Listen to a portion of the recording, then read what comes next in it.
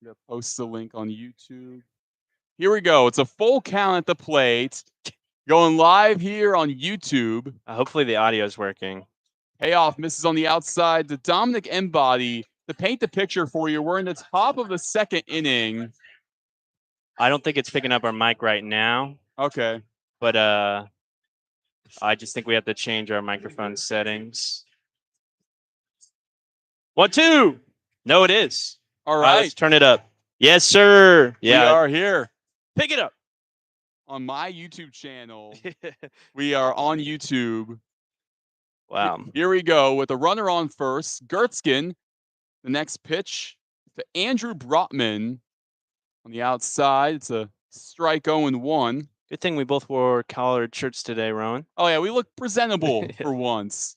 Gertzkin, righty on righty against Andrew Brotman of the Garden City Wind. Here's an 0-1 delivery.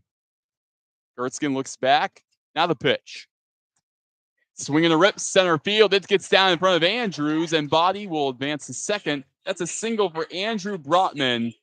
And now you go to Rob Morissetti.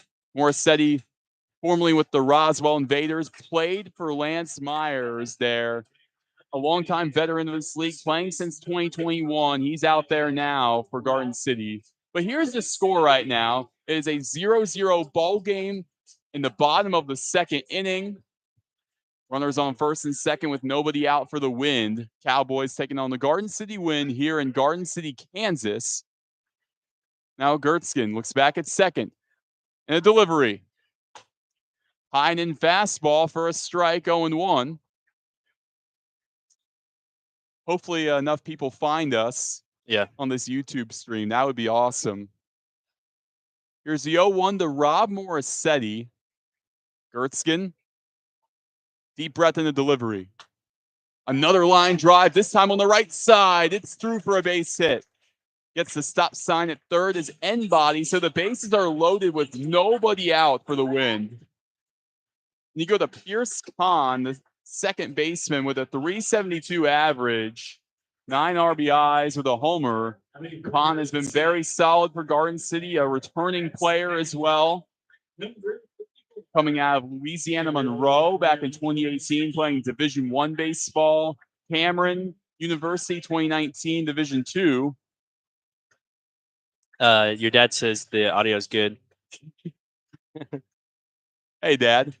But now we got Lance Myers. He's convening with the second base umpire. And now Myers is going out on the right side. This is interesting. He's talking to Marco Martinez. What do you think this could be about? I have no clue, Roen. That is strange. Is it about the playing conditions, maybe? Marco's walking in. He might not feel great right now. That could be the case, yes. Which would mean the Cowboys, if that's the case where he has to exit the game, it would probably be Hunter Damon. And he just pointed towards Hunter Damon. He's checking into the game. Marco Martinez has left. He doesn't seem injured or anything. I think if it's anything, he may be a little nauseous. And from what I saw on the lineup card before the game, I think we only have one position player, and that's our only substitute that's a position player. So not even John Tuttle, he's not there? No, they had a blank. Maybe he wrote in John Tuttle afterwards. I was going to say, so Tuttle is more than likely available for a pinch hitting spot. But yeah, Hunter Damon is now playing right field. So Marco Martinez was batting third. That means Damon is now going to bat third.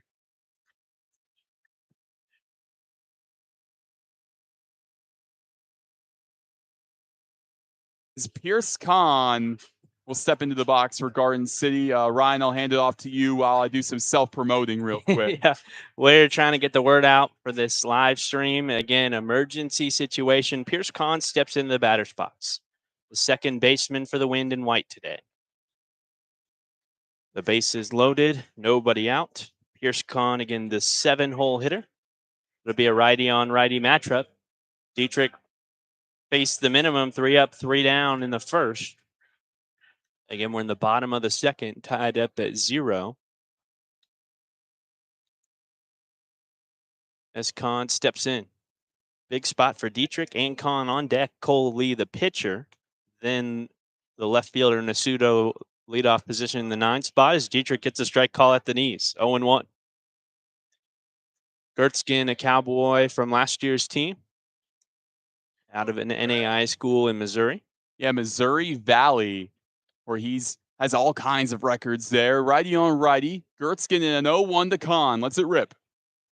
And the dirt bounces off, gets past Sisto. In comes N-Body to score. The Garden City Wind, they strike first. It is 1-0 in their favor in the bottom of the second. Yeah, wild pitch. And that one took a high hop again, went over Sisto's head, bouncing just in front of the plate. It's this turf field, man. Sometimes it can play like a trampoline. It really can. As Kahn will step back in a 1-1 count. He batted .250 in his lone season of Division I baseball at Louisiana Monroe. Now Gertzkin, deep breath and a 1-1 delivery. In on the hands, a pop-up right side. It's a foul ball. ULM.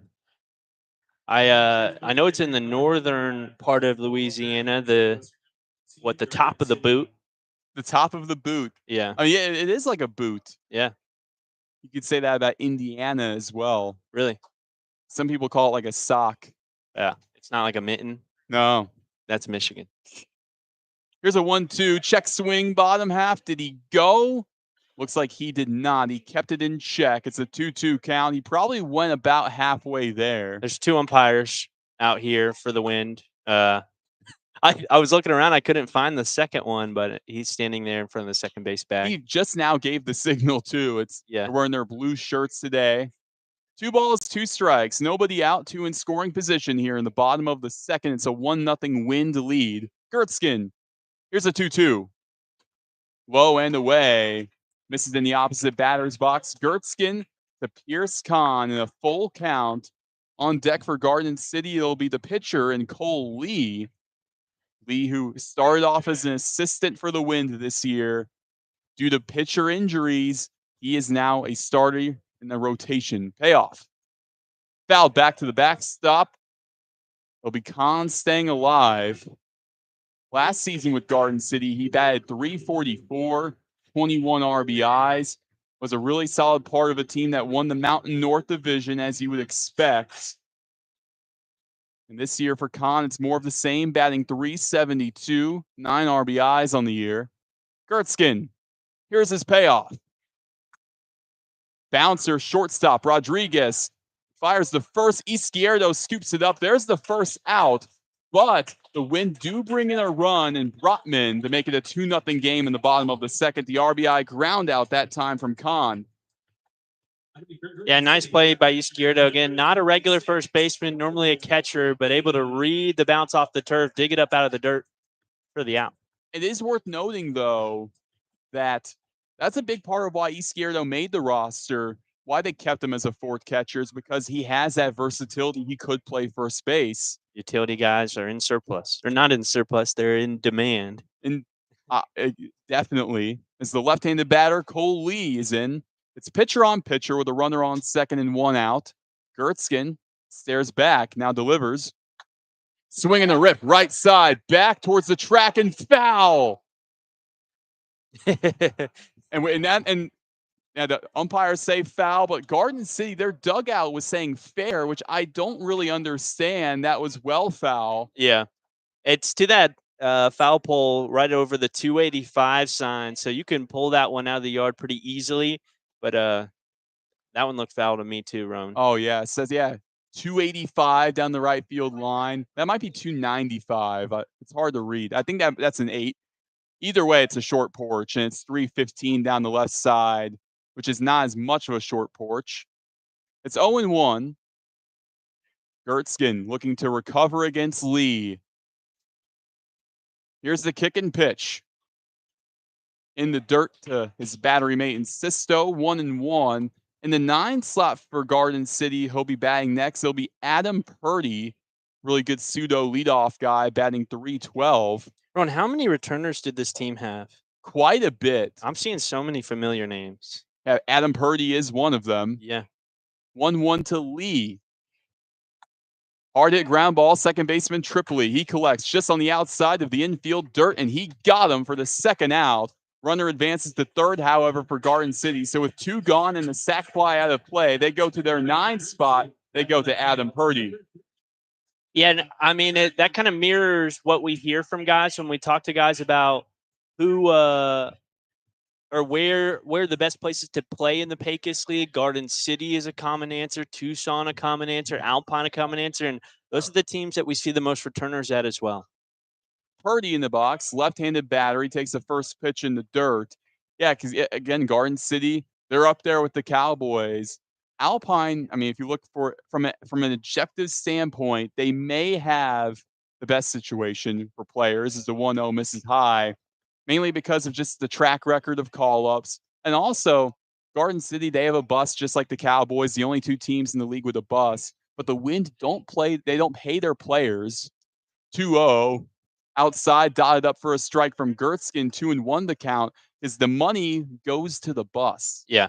So 2 teams with a bus, but again, Alpine, the only team that's able to make it work. And it's because of the fans that come to town, man. 2-1 curveball in the dirt. Got a big hack from Purdy. It's a 2-2 count. Adam Purdy, like we mentioned, a pseudo leadoff guy. Strategy that the Cowboys use early on in the season, but He has looks since like shied away. He looks like a good bat. 2-2, right side and foul. He did get a good piece of it that time. What do you mean by looks like a good bat? I mean, he just looks like a big old first baseman. I know he's playing left field, but he's a left-hander. He probably weighs like 220, 225. It looks like he has some power. $2.50, as you would say. Yeah, $2. The 2-2 high and away. It's another fastball, and it misses. Now, playing first base, like you were mentioning, is Rob Morissetti. He doesn't quite have the height. He's on the last year's team, too. Yes. Payoff, hard hit grounder. Izquierdo, the first baseman, he fumbles it. He'll underhand to Gertzkin on the bag to get him for the third out. Top of the third coming your way. The Garden City win with a 2-0 lead. I guess you'll still see us, but you can't hear us now. We'll be back.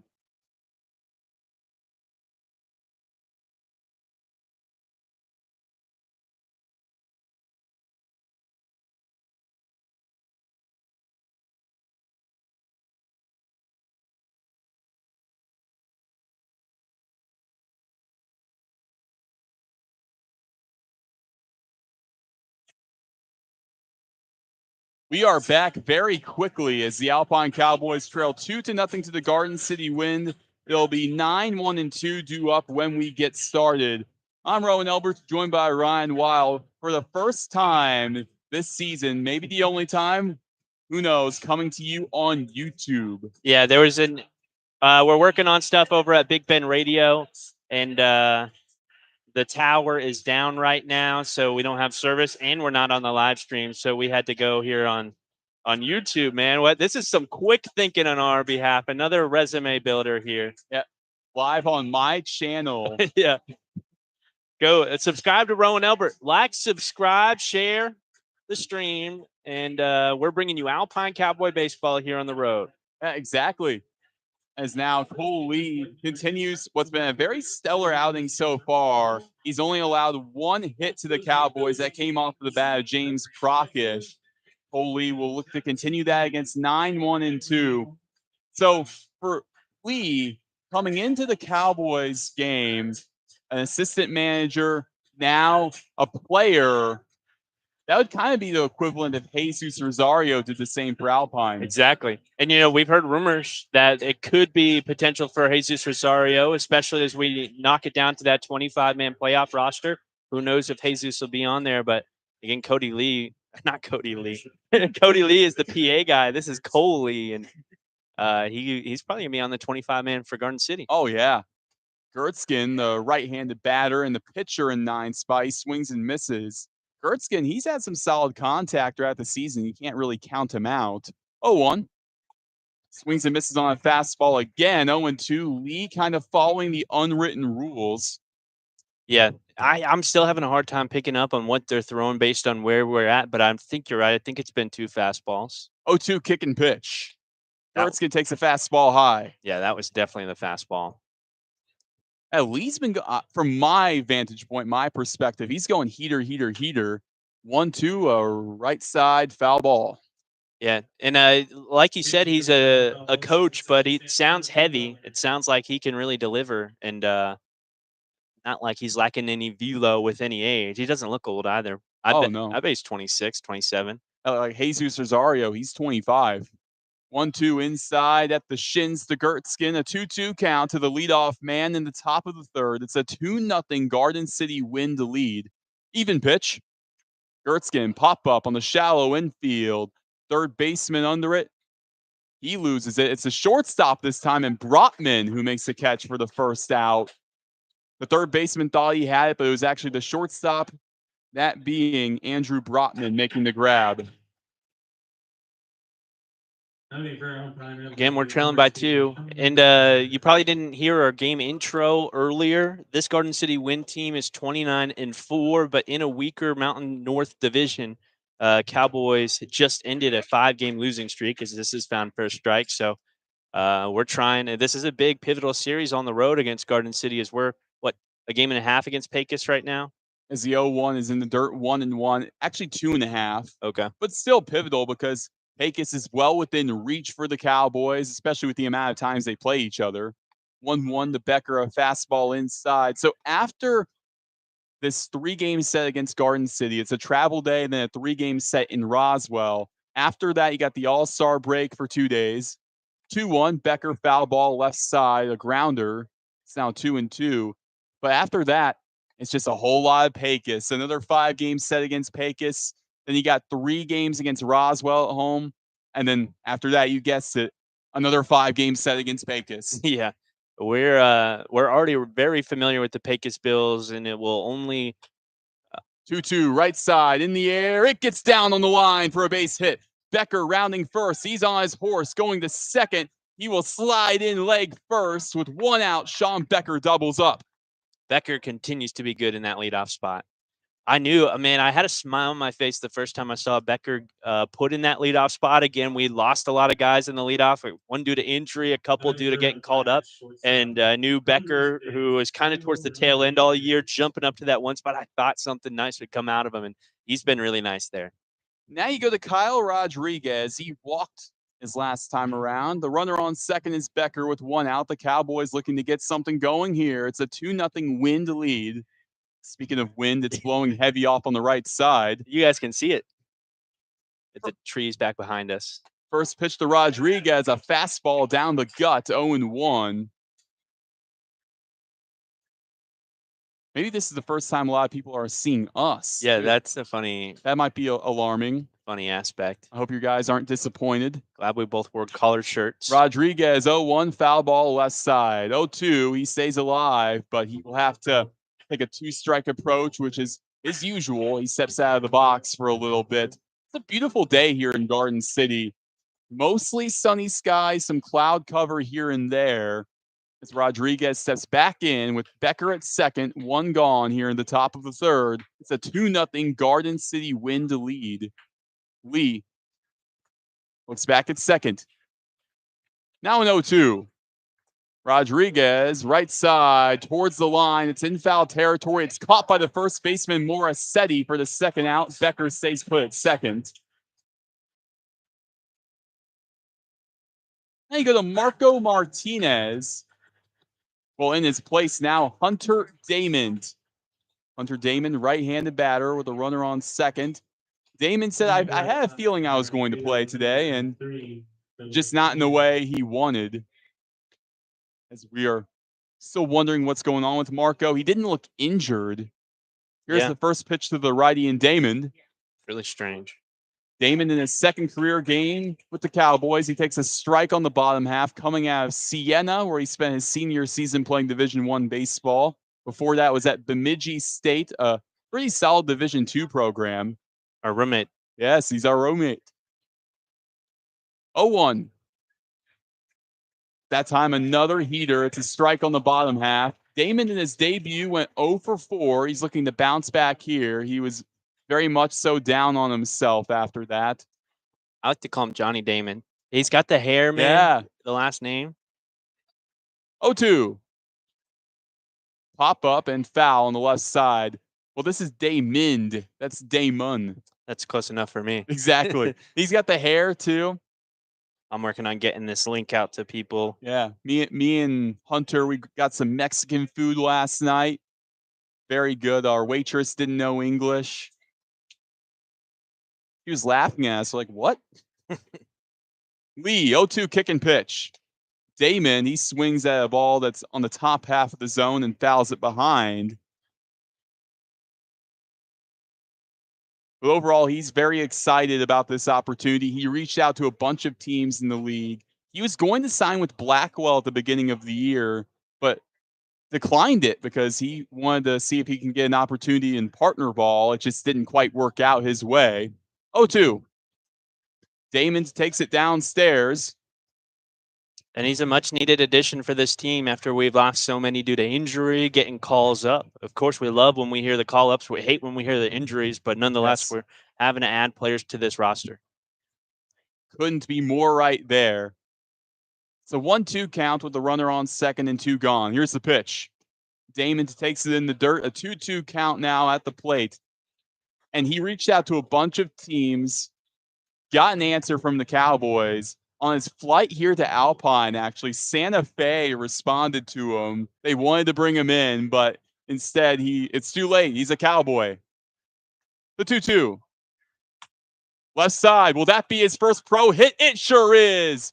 Becker will stop at third. How about that? The first professional hit. It's a single for Hunter Damon. Yeah, just solid contact, man. Didn't try and kill the ball. Sent it right over the third and second base side and out to shallow left field. And now you go to James Procish. He has a single on the day. He's got runners on the corners with 2 outs. The Cowboys have an opportunity. Let's see what they can do with it. They will try not to squander it. That's been an issue the past couple of games. Really just the Pecos series where runners in scoring position left on base. That hasn't been an issue the past couple of years. But in the Pecos series, it was evident. Not really in the 4th of July doubleheader, though. Yeah, James has been on fire. First pitch to the righty, takes it on the inside for a ball. Procish, like we were mentioning earlier, 368 average, leads the team in RBIs with 46, has 8 home runs, which is amongst the top 5 in the Mountain Division. 1-0, Procish. Deep fly ball, right side, back towards the track, to the wall. It is caught with his back against the fence. That time it's Jason Rooks making the grab for the 3rd out. I wouldn't quite call it a home run robbery, but that short porch, that looked like a pop-up that nearly made it out for Procish, who have given the Cowboys the lead. But instead, we send it to the bottom of the 3rd inning where it's still a 2-0 Garden City lead. What did the Cowboys need to do here? I don't know, Roen, but that reminded me of Mateo Avalone's catch in right field in Santa Fe last year. You remember that? Yes, I do remember that. Mateo robbed a home run. Again, that one was just short, just up against the fence. But, I mean, I don't think we've seen him play that close to the fence all year in Colin Pecos League ball.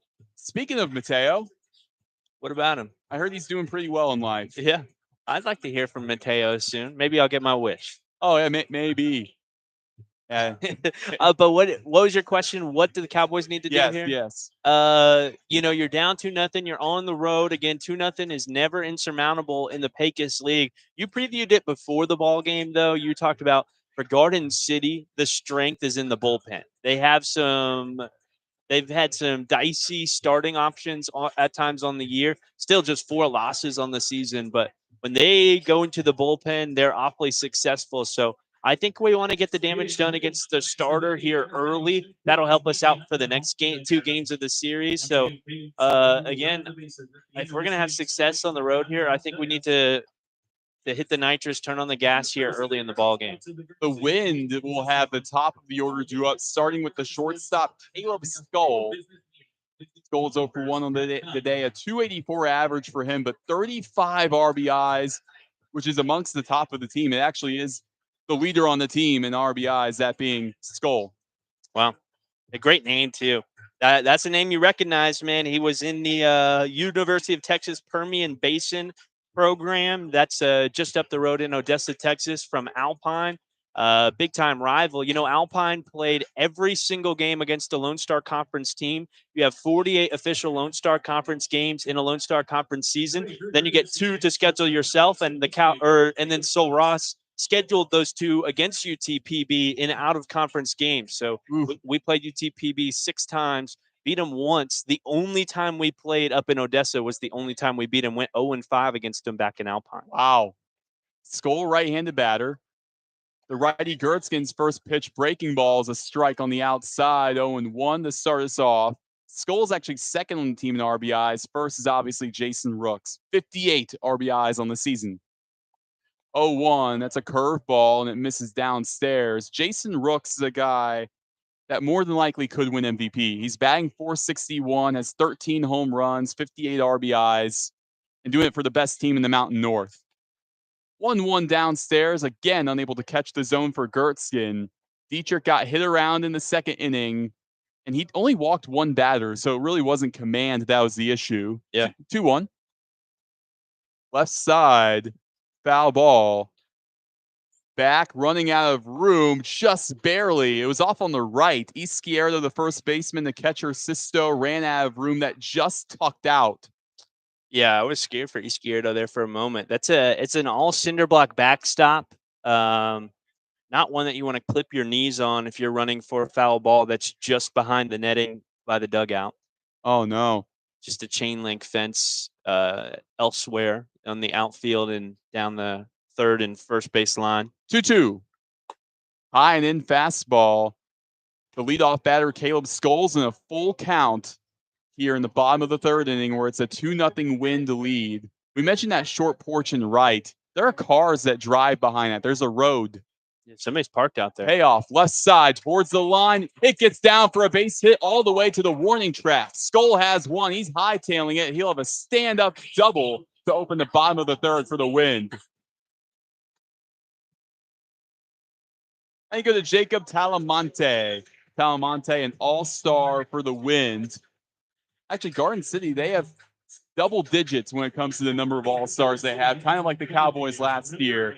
What's funny is their broadcaster, I was talking to Joey Dean, he actually played a factor in the all-star voting, not on the Mountain North side because that would be pure bias, but he picked a lot of the Mountain South all-stars. Where's our picks, man? Exactly. I know you know the Mountain North probably better than anybody who doesn't broadcast them. Talamonte, a bunt left side, Brockish in and out of his glove. He loses it. Talamonte has first base. Runners on the corners with nobody out. Yeah, and I think to bobble a bunt like that, you got to call it an error. Yeah, you have to. Especially on a turf infield. Again, the ball's a little bit easier to read. Brockish would want that one back. And just became a pretty bad spot here for Dietrich. And especially going up against Jason Rooks in the 3 slot here.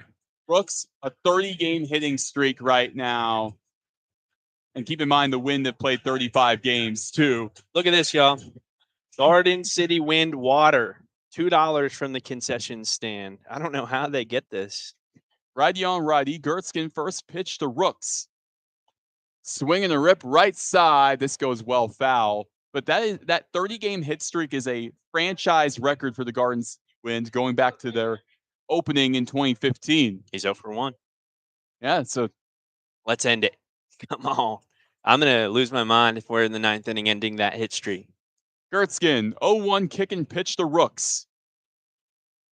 Inside, just misses. Rooks, most recently in 2024, played for the Billings Mustangs, was teammates with Jake Sisto, the Cowboys catcher. After that, he was called up to the Atlantic League. That's up in Montana. Yeah, to play for the Lexington Legends. That's in Kentucky. But you're talking about Billings, yes. Yeah. Reaches for it on a 1-1. It's fouled off on the right side. A 1-2 count to Rooks. Hey, the University of Kentucky, our skipper is a big UK fan. That's up in Lexington, Kentucky. They're playing some good baseball lately at the University of Kentucky. Weren't they the 1 seed in the tournament a couple years ago? I'm not sure about the 1 seed. I think they were a top 8 national seed. Gertzkin, 1-2. Rooks hammers it right side. Another foul ball. But it just seems like to me, even when Rooks is fouling these off, these are barrel shots too. Yeah, he's really getting a hold of them, man. He's a scary looking guy too. Probably like 6'3", 250, corn fed. Yeah. Virginia Tech was with the Hokies. He's got the facial hair that's a circle. What do they call that? A goatee? Yeah, he's got a goatee going. 1-2. Got him looking. Dietrich Gertzkin He rung him up there. The backwards K. Rooks is retired. He's not happy as they go to Dominic Enbody, the catcher and cleanup hitter. He's still having a word with the umpire. Toss him out of here. End the hit streak. End the hit streak. Yes. He was, most of the time our guys, when they're walking back to the dugout, they don't like a call. They're going to look away from the umpire, but he was turning back towards the umpire trying to have a word. And here we go. Left-handed batter, Enbody. The pitch. Gertzkin, he goes with a breaking ball that misses outside. Runners are on the corners with one out in the bottom of the third. It's a 2-0 Garden City Wind lead. All right, Roen, do I recognize Enbody from the Wind or from the Lone Star? From the Wind. He's been with the team since 2022. Gertzkin, 1-0. Fastball high. It's a 2-0 count. Was an all-star in every year he's been with the Wind, and that includes this year. Wow. And Roen, this is a Garden City Wind team that has a lot of historical success too. This 29-4 record isn't coming out of nowhere, right? Oh no, oh exactly. Regular season success, I will say. Yeah. Have they ever won a championship? Nope. 2-0 just misses on the bottom half for Gertzkin to Enbody. That's really the big thing they're missing. Once they have that title, they will be officially established as one of the best organizations in this league. And if they wanted to go on a postseason run this year, they'd host all the way through. Yeah, at this point, yes. They haven't clinched it yet. Yeah. 3-0 outside. It's a strike. Good recovery that time from Gertzkin. But, yeah, I think you and I were talking that they've been pretty good since about 2019. Oh, yeah, and that was back when they had Garrett Toddy leading the way, now the Invaders manager. Gertzkin, deep breath in a 3-1.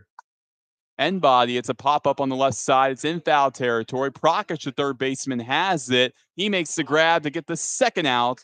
Runners are still in the corners for Garden City, but Gertzkin does not have to worry about the sac fly as he faces Andrew Brotman, the third baseman, who singled his last time around. I mean, 2 huge outs to get. What do we ask for when you get runners in scoring position? Nobody out in a close ball game. You're like, we need the strikeouts. We need the pop-ups on the infield, and we got them in order. The strikeout again against Rooks, who's on a 30-game hit streak. The pop out to the All-Star. Like you said, Brotman. Is he an All-Star? Yes, Brotman is an all-star. Righty on righty. Gertzkin goes slider. It's in the air, right side, towards the foul line. A sea of Cowboy black going after it, but they all run out of room. 0-1 the count. Really, I think the question is for Garden City, who isn't an all-star? Yeah, honestly. The wind is also blowing heavily in. So, I mean, we've seen so many balls get pushed foul towards that foul pole out and right. That's exactly where it's blowing. It's blowing them foul there. And I think the wind blew that ball out of play. I think Aaron would have been under it if we had some helpful wind. Yeah, I think it's wild just how wild the wind has been today. Yeah, we're in the plains. 0-1. Downstairs it misses. You know, I was told because, well, let's be frank here. The smell of this town, it's there's a cow poop manufacturer or disbursement place somewhere around here. That's where the smell comes from. Yeah, I ate on the patio at my Mexican restaurant yesterday. It's not exactly an appetizing smell, Roen. No, 1-1 right side. When I got dinner, I made sure we were inside. Yeah, a fertilizer manufacturing plant out here. And, you know, I've been here long enough. We've been here, less than 24 hours, probably like 16 hours, and I'm already used to the smell. I don't smell it anymore. Really? But I still know I'm inhaling feces. 1-2. Line up the middle. That'll bring in the run for the win. RBI single. Andrew Brotman brings in Skull. It's a 3-0 win lead here in the bottom of the third. Man, another familiar name. I know this guy's an all-star. Rob Morissetti, yes. Morissetti last time around, he singled. A longtime veteran of this league. From 2021 to 2023, played for the Roswell Invaders. As the lefty steps into the box, played for Lance Myers. But when Lance left Roswell in 23, he's like, I'm leaving too, but I'm going to Garden City to play for first-year manager Easton Barnes. Now Barnes in his second season, he's the manager for the Mountain North side in the All-Star game as we have a mound meeting Gertzkin with the entire infield and pitching coach Jesus Rosario. Yeah, and Roen, I mean, this is a rivalry between these two teams. And Garden City's been really good. Alpine is consistently good in the Pecos League. I think they don't, or a lot of these guys were on the team last year, and they remember when I told them to eat their heart out, Roen. They remember when the Cowboys went 2-0 against them in the Mountain Division Championship, the semifinals of the playoffs last year. And I think they're out for vengeance right now, but just leading 3-0. Yeah, I remember that vividly when Mateo Avalone hit that walk-off against Tucson. Again, another Mateo Avalone reference. Maybe that means something. We're getting really, really egregious now. But Garden City, yeah, I remember what they were doing. They were actually at a bar watching that, and they heard that. Yeah, I know. I knew the guys would watch it, man. Actually, for mine, I signed it 06, yes, and then I put the greater than signal, and then it's faded out, but I signed it too. So we stand on business here, even when we're consuming competitor merchandise. First pitch to the lefty, Morissetti gets away from Sisto on the inside. Runners advance to second and third with 2 outs in the bottom of the third inning. It's a 3-0 Garden City lead. They're actually only out hitting the Cowboys 4-3, but still they have a 3-run advantage. Yep. I'm just hoping Dietrich really settles in. Getting the out here would be huge, but you've kind of seen what the star-studded lineup can do for the Wind here against the Cowboys. Exactly. I mean, we always talk about the competition or lack thereof for Garden, but I think that so far they're proving that that's not much of a factor for them against the Cowboys. Gertzkin, here's his 1-0. Morissetti takes a high fastball. That was at about chest level, 2-0. And these Garden City Alpine Cowboy matchups remind me of Tucson Cowboy matchups where it's two really good ball clubs, two really good competitive teams. Absolutely. You couldn't be more right there. And great organizations as well. Yeah. Gertzkin, 2-0. Swing and a miss in the dirt. The 2-1 count now. Got on a chase on the curveball. Hey, the Wind have matching batting helmets as well. Exactly. That's just how it's done. Their general manager, he also hops on the broadcast quite often. He was like their color analyst during the playoffs last year. What? Yeah. Have you seen him around? Yes, I have. What was his name? I forget. 2-1. Bouncer right side. First baseman Izquierdo intercepts. Fires the first to Gertzkin where he steps on the bag for the third out. Top of the fourth, the Cowboys, they need some runs and they need them quick. They trail 3-0. Yep. On the road here, game one. Again, we started at 1:30 local time, 1:35-ish. It's Central Time, so it's the same time back in Alpine. You know, Lance had to finagle some things to make this happen. At first, I think we were supposed to play on July 4th and then July 5th. And then after the July 5th game, we were supposed to play on July 4th, then play on July 5th at 1:30 here in Garden City. Yeah, that would have been bad because July 4th, we were supposed to play in Alpine the whole time because that's a favor that Andrew Dunn does for us. He makes sure that 4th of July is always in Alpine. Yeah. But then the plan was at the beginning of the season on Andrew Dunn's original schedule was to have us come to Garden City the very next day and play at 1:35. I think even if we left after the doubleheader at 4th of July, if we were going to play at Garden City at 1:35, we might not even have gotten here in time for BP if we left immediately after the game without a shower. Exactly. Again, it's crazy. But I just had to turn down the crowd mic a little bit because we're on YouTube. We can get taken down. Oh, good idea, man. Man, we're, again, adjusting to things out here. Quick on-the-fly adjustments, man, here on Roen Elbert's YouTube channel. Oh, yeah. You can watch all my old videos now. Yeah, what about, is there interviews? Do you have any interviews up, podcasts up on here? I do have a few podcasts, none of the Cowboy ones, but there is some Alpine Cowboys content there. It was actually, I have our comeback against the Tucson Saguaros. That full inning is on the YouTube page. Oh, wow. Yeah. Yeah, go and watch that. Not right now, though, as we have a good ball game on our hands. Again, a pivotal series for the Cowboys who are going to, again, I think the name of the game right now, Tucson's a little bit out of reach. Still, we'd love to overtake Tucson and take the top of the division, but I think the number one goal right now should be to overtake the Pecos Bills and get the lead there to where we can host that first series of the playoffs, because hosting in Alpine means a whole lot, man. Yeah, and we're 6 games back of Tucson. Yeah. So you're right. It's a little out of reach. We're only 2.5 back of Pecos.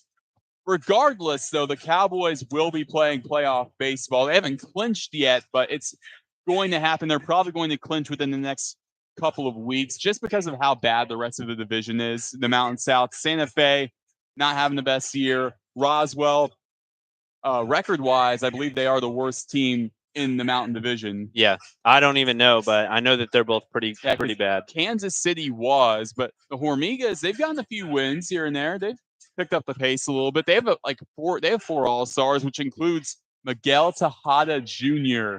Does that make you feel old? Is that really the Miguel Tejada? Is that the real Miguel Tejada Jr.? Yes, it is. Wow. Miguel Tejada's son playing for the Kansas City Hormigas. He's very young, too. He was in the Pioneer last year. Here's the first pitch to Brandon Andrews. High and away on the fastball. It misses. So 1-0 count to start to Andrews. He was the hero in Game 2 of the doubleheader on the 4th of July as a 1-0 misses on the inside from Lee. Hit that walk-off. Again, a very special moment, really, for everybody. No matter how this season ends, as Andrews is a swing and a rip left side, it's a foul ball, 2-1. No matter how this season ends, we will always remember that moment.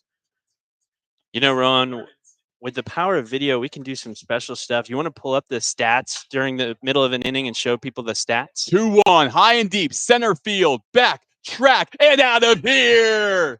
Brandon Andrews gets the scoring started for the Cowboys. It's a 3-1 win lead, but a Margaret's and Marfa bomb to lead us off in the top of the 4th from Brandon Andrews. We needed some of that, man. He brought it to us the other day with that walk-off hit, and hopefully Brandon can get things going and flowing on the road. How many times am I going to say that today? That's my going and flowing. That's my quote of the day. All right. So now you get to see my reaction to a home run call. I did have a booth cam on the walk-off, but I'm not going to post it just because it was so embarrassing. Really? Yeah, you were excited, man. That's not embarrassing. One day you'll save that video for your kids or something. That's not going to happen. First pitch to the righty, Izquierdo. At least send it to me, man. I'll send it to you because I wiggle my arms when I get excited like that. 0-1 just goes foul on the left side. So 1-1 count. I was going to do the same thing at Ball State when I called manager Rich Maloney's 1,000th career win. But again, I was going like I was listening to that game. It was against Valparaiso, right? No, that was another one. It was against Purdue Fort Wayne. Oh, I still think I was listening. 0-2 right side. It's a foul ball. Yeah, you were listening to the Valpo game. Hey, there's the games I listened to that I didn't tell you about, Roen. Oh yeah, I know. I was a fly on the wall. I know you listened to the Detroit Mercy basketball game I did. Yeah. Sean Persky actually listened to one of my broadcasts. He told me to send him the link. Let's go. Former Cowboys skipper there. 0-2 to Izquierdo downstairs after a solo blast from Brandon Andrews. That was a Margaret's and Marfa home run. We don't have to say it, but we're going to continue it. 1-2. In the dirt. Gets away from end body, but it does not matter as there's no one on base. Nobody out here in this top of the 4th inning where the Cowboys trail 3-1 to the Wind. Honestly, wouldn't be a bad idea to just put the score every inning in the chat too. Oh, yeah. 2-2 inside. It's a full count. We're trailing 3-1. Oh, yes.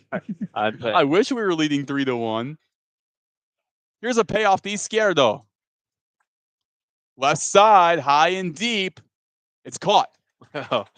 For the first out there, the left fielder that time for the Garden City Wind getting it done, that being Adam Purdy.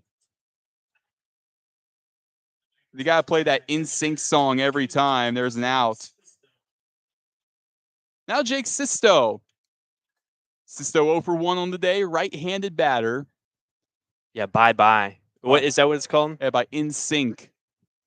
James Poe is watching on his 55-inch TV. Wow. What's up, James? Can you see my nose hairs from there? Now, the first pitch to Sisto. Downstairs, it misses. You know, he told me a very funny story the other night, Jake Sisto. When he was in college, going into his senior season. He was about to play summer collegiate ball. He wanted to get a bat from Louisville Slugger. You know what I'm talking about. There's a 1-0 on the right side. Back towards the foul line. It just dips in foul. It's a 1-1 count. He went to the facility there. He got to hold Ty Cobb's bat, got to hold Babe Ruth's bat. And he said, you know what? I want my own custom bat. But they said it'd be there in a few weeks. About 9 months later, still no arrival. It's just about to be the start of the year for him. And he's emailing them back and forth. And then they said, we'll offer you a t-shirt. We'll do this. He's like, that's not enough. I want my bat. They end up giving him his bat. And then they said, how about a 25% discount as well? So that was the deal at that point. 1-1. Here's the pitch from Lee. Sisto takes it high and away. And then as Sisto told his mom, he said, hey, I'm going to get a 25% discount. And she said, is that good? Is that the end of it? And he said, absolutely not. As the 2-1 is a strike on the bottom half, a 2-2 count. And he kept fighting. He threatened to send them to small claims court. Wow. But ultimately, he got a full discount and his custom bat. As a 2-2 is ripped right side towards the foul pole. Just goes foul. Had it been fair, it would have been gone for Sisto. And the wind, man, they're using the wind out here. How many foul balls have we seen? I guess it's been happening to them too. But again, I think that one might squeak in if the wind isn't blowing perfectly towards that foul pole on the first base line. Yeah, that short porch in right field. As it's a 2-2 count with 1 out, nobody on base in the top of the 4th. Lee, he deals to Sisto. Swing and a miss on a breaking ball just above the dirt. He's down on strikes. 2 gone in the top of the 4th. Cowboys trail 3-1. Go to Trevor Tripoli now, right-handed batter. Tripoli last time around grounded out to the third baseman. Man, we got go win from the Pecos Bills staff. Tripoli right side and foul, an 0-1. So then there was a comment here. Is there a chance the game could be shown? We could try and turn it around. I don't think that'd be. It wouldn't be a great angle. And also the league wouldn't be happy too. No, really? the merit extreme, they have to pay for that. We'd be offering a free alternative. 0-1 high and in. So, yeah, that you think that's a deal? Yeah, I've heard that in the past. Okay. 1-1. Tripoli, he takes a slider in. Tripoli with his torpedo bat that you can't see, I guess, the light blue bat. Oh, yeah. 2 balls, 1 strike. Nobody on base for the Cowboys. 2 outs in the top of the 4th. It's a 3-1 win to lead. Tripoli belts it right side. Goes foul again. A 2-2 count. He's down to his last strike here in the top of the 4th inning, where the Garden City Wind hold a 3-1 advantage over the Cowboys. What I like about the short porch out and right as well is the fact that our right fielder, or both right fielders, play right tucked in against the fence line. The 2-2's in the dirt. Like he's standing on the warning track right now in right field. That's Jason Rooks. And you see also cars parked out there. A little dangerous, but hey, props to them. Full count. 3-2 rung them up looking on the inside. Tripoli down on strikes after giving up a solo shot.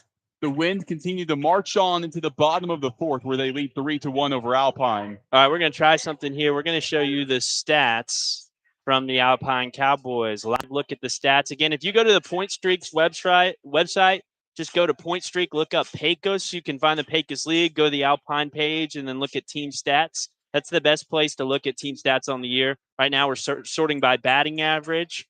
Brad Burdett has the second best average on the team, tied with Will Glick. Again, Brad Burdett, a relief pitcher. Will Glick, no longer with the team. He's in Blackwell. He was in Trinidad. He broke his arm in the first game, so he's home now. Now, Jesse Garcia is the third best average. Xavier Croxton, who got called up, and Josh Rago, who got called up, both all-stars with the 2 best averages for everyday hitters for the Cowboys. Now, if you look at more guys who have regular ABs, James Prakash, Aaron Izquierdo, and Sean Becker make up the next 3 in the order as far as average goes. I'm just getting a black screen. No. Type yes. Oh, I'm seeing. Oh, not okay. Maybe it's just me. I was gonna say type yes in the chat if you could see it. This is what I did in a previous job, Roen. I went on Zooms and I presented on data. This is Tyler Young. who was also called up for the Cowboys here. What else do we want to sort by? We want to look at home run leaders. James Prockish. I want to see on base. On base percentage. Here, I'll show you. Go scroll up. Okay. Go to expanded batting stats. Expanded batting stats, on base percentage. Sebastian Barrios, 1,000 OBP. Hopefully he doesn't have another AB. Exactly, because he's been walked twice. Weyl Glick had a good on-base percentage, 618. AJ Folds as well before he got hurt had the third best on-base percentage. Oh, don't remind me. Yeah, man. Hopefully we see AJ again. Hopefully we see him competing at a higher level. Sean Becker also, 504 on base. Man. Ethan Rivera. Xavier Croxton. Kyle Rodriguez up there with the on-base percentage. Again, so many Cowboys above 400, a great mark. Now we start off with Pierce Kahn leading us off for the Garden City Wind. Kahn, a 7-spot hitter, had an RBI ground out his last time around. His first pitch in the righty-on-righty matchup misses downstairs. Now you see our record, 18-5-1. I'm trying to find the game cast off of Point Streak. You know what I'm talking about, Roen? Oh, that would be great. As the 1-0 misses downstairs to the 2-0 count. Yeah, that's perfect. That is perfect. Wow. Man, look how smart we are, or you are. That is cool. 2-0. It's a curveball, misses downstairs. It's now a 3-0 count. It may be a little delayed. Yeah, it is going to be delayed. Just a tad bit, but we'll be on top of it for you guys. Here we go. 3-0 the count to Pierce Kahn. The delivery. He sits on a fastball that goes right down the gut. 3-1 our count now. I'm not sure if it is gone there yet. Oh, yeah, I got to share the next screen. Kahn swinging the rip left side, back towards the fence. This has a chance. It just tucks in, however. Kahn has one. He hightails it for second. He slides in. Lead double for Garden City belongs to Pierce Kahn here in the bottom of the 4th inning, where they lead 3-1 over the Cowboys. Oh, that is cool looking, man. Man, that is awesome.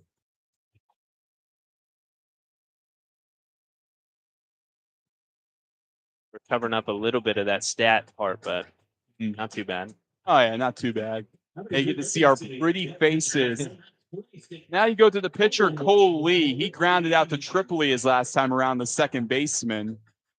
But again, solo shots don't kill you, man. Just a 4-3 lead, or 4-1 lead. 3-1. Did you not just hit a home run? No, that tucked in. Oh, I'm sorry.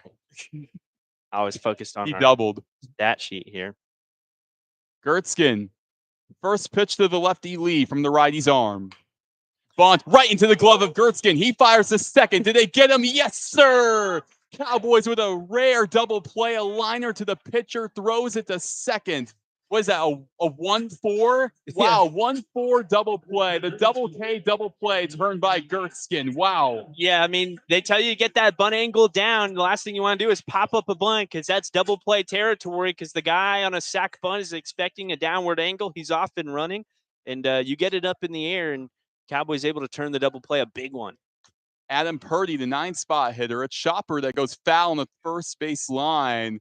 That was heading right towards the first base umpire, but Aaron Izquierdo swiped it away, avoiding contact. What a good man. Yeah. Umpire owes him a couple calls now, man. And with this 2-umpire crew, we should expect them to rotate, so that umpire will call balls and strikes tomorrow. 0-1. Upstairs, 1 ball, 1 strike. Because usually guys are assigned to a series here, I believe. Yeah. Now Gertzkin, the 1-1 kick and pitch.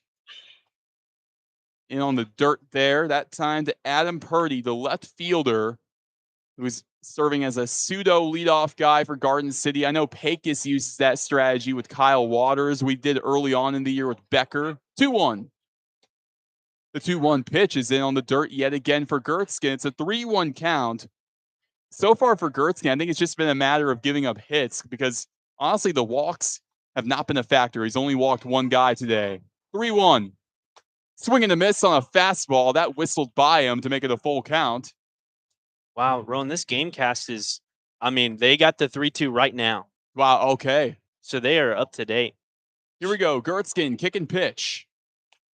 Left side, a foul ball. We continue on with a 3-2 count with 2 outs. Nobody on base for Garden City here in the Bottom of the fourth inning, Cowboys trail 3-1, I should say, to the Wind. Getting a little hopeful there. Wind blowing strong on the inside. Mostly sunny skies here in Garden City. Gertzkin walks his second batter of the game on the payoff. Yeah, sunny skies. Again, we're in the plains. It's really flat, man. Flat for miles and miles and miles when we drive up here. I like this drive, though. It's just farmland. My favorite part of the drive was the Oklahoma Panhandle because it's it's one of those regions where political borders dictate where people live, and just nobody lives up there. And it's because of arbitrary political borders drawn back in the day. First pitch to the righty, Caleb Skull and leadoff hitter. It's a fastball that misses upstairs. We got James. I think that's James Poe saying he sounds great. Top fans. So we have a ranking of our top fans. Yeah, he's got 25 experience points. Wow. Has he watched me before? Is that the deal? Shout out to chat. I don't know. Franny Sisto, number 2. Yeah. 1-0. Upstairs, it misses. It's a 2-0 count. Franny, are you Jake's mom? Definitely a relative. Jake Sisto back behind the plate today. Here we go. A 2-0 count with a runner on first for the Wind. 2 gone in the bottom of the fourth. Gertzkin, the deferral. Outside corner, just unable to bite him there. It's a 3-0 count now to the top of the order. Caleb Skull, he doubled his last time around. He's 1 for 2 on the day, a 284 average for the right-handed batter with the turquoise bat. And Gertzkin's 3-0 delivery is on the way. Upstairs, it's a 4-pitch walk to Skull. Back-to-back walks for Gertzkin with 2 outs in the bottom of the fourth. Man, they have a song for everything to walk it out. Left-handed batter Jacob Talamonte steps in. He's 0 for 2. He has reached via an error, however. Yeah, their sound guy has a whole DJ board. Man, he is no James Poe, though. Yeah. He does a great job, though. Left-handed batter Talamonte in. The righty Gertzkin. Here's the pitch. There's a strike down Broadway, 0-1. On deck for the Wind. This is why you got to get this out. It's Jason Rooks, an MVP candidate on deck. Again, he's 0-2. We're trying to end that 30-game hit streak, which is a Wind record, a franchise record there. 0-1. And on the hands, popped up in the center field. Andrews is under it. The center fielder makes the grab. Hunter Damon, the right fielder, his hat goes flying off. Again, this keeps happening. It's a 3-1 Wind lead as we head into the top of the 5th inning. You know, it's funny, though.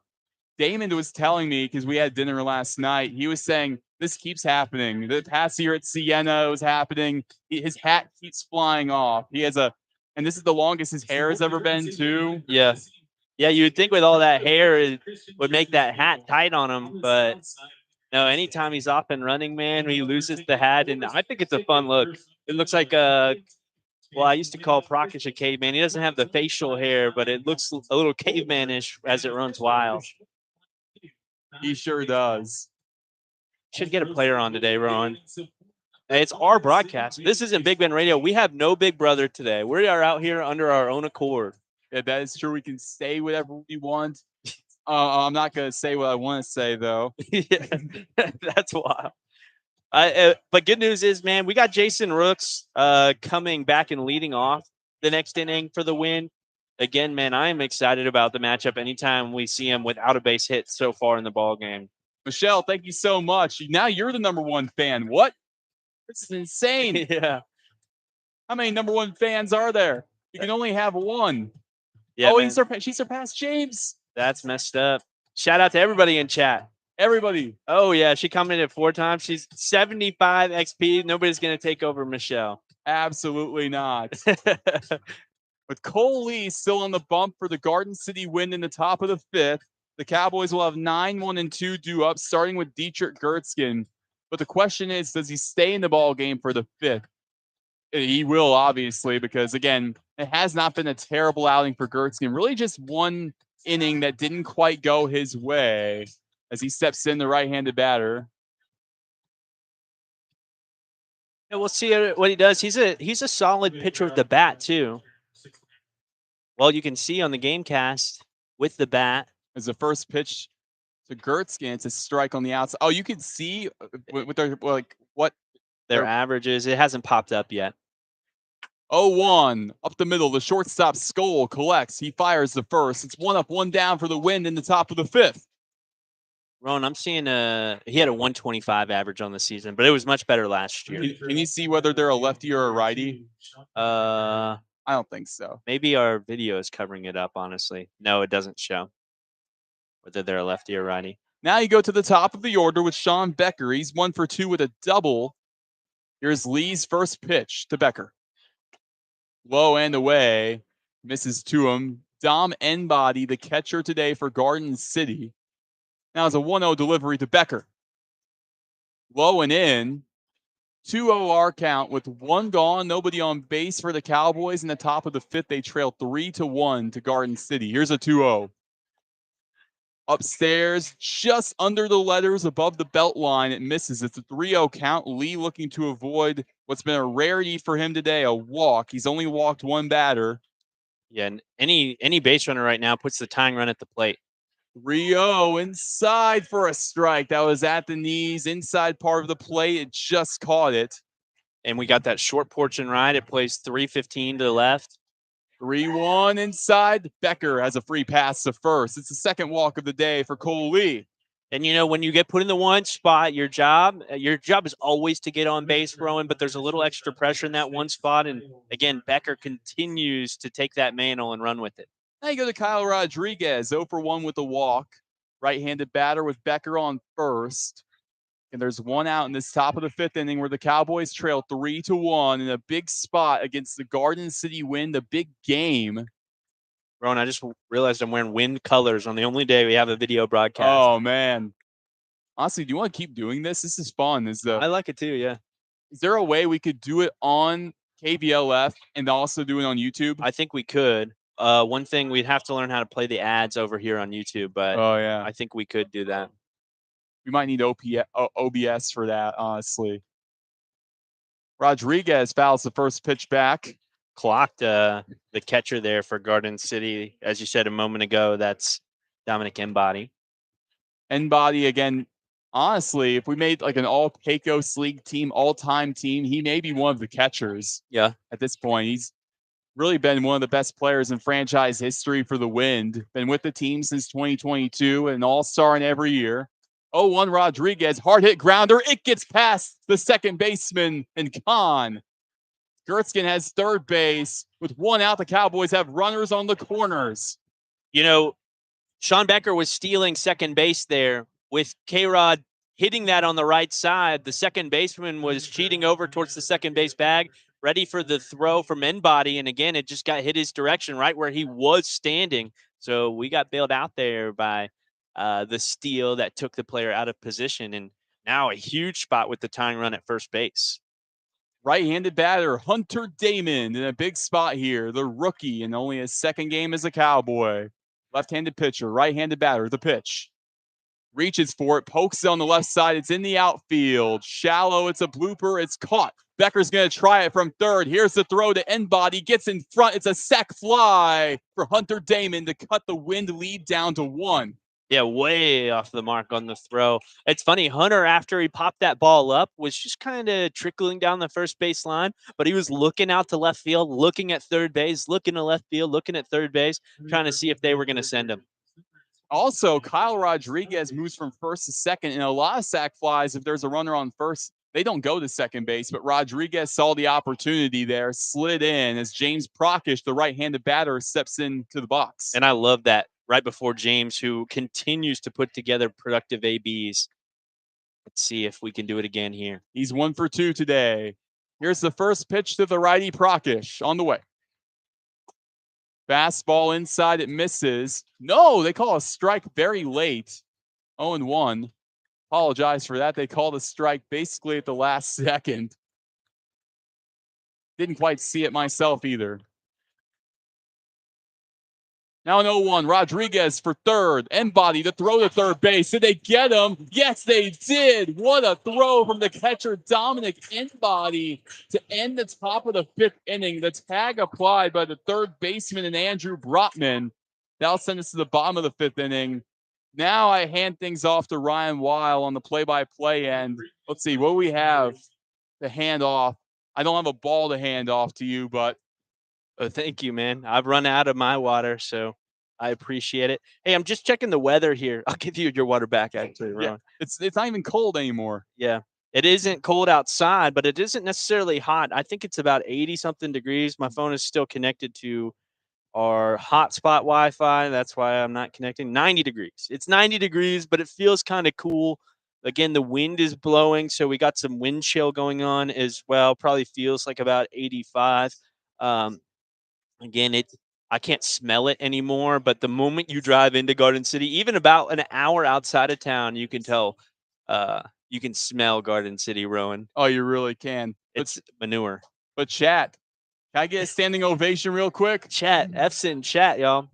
Michelle is still our number one fan with 75 XP. How do you get XP? I think you just comment. Comment. So if you comment probably 6 times, I think you could be up there.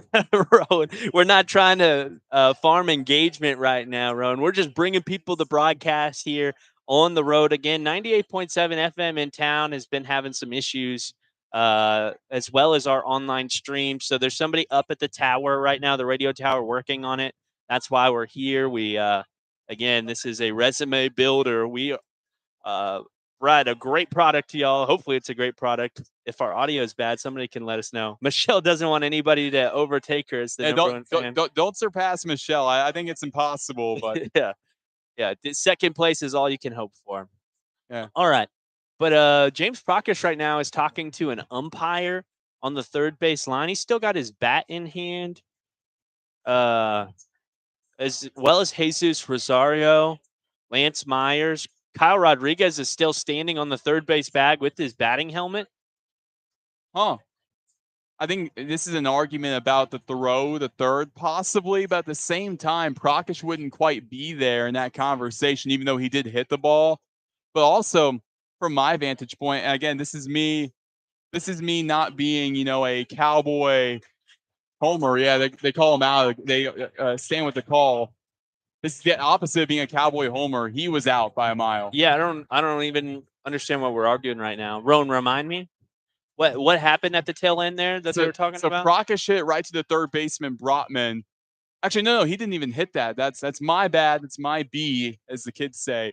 It was the catcher N-Body who sent it to third, and that got him. Oh yeah, and I thought K-Rod was out too. It's that shorter throw to third base, man. It was aggressive to send K-Rod there with 2 outs and James Prakash at the plate, and the Garden City win got us. Now we're headed again to the bottom of the 5th inning. Cowboys trailing just 3-2 right now. Have scored 2 runs most recently. I guess you can see it now that we have this game score up.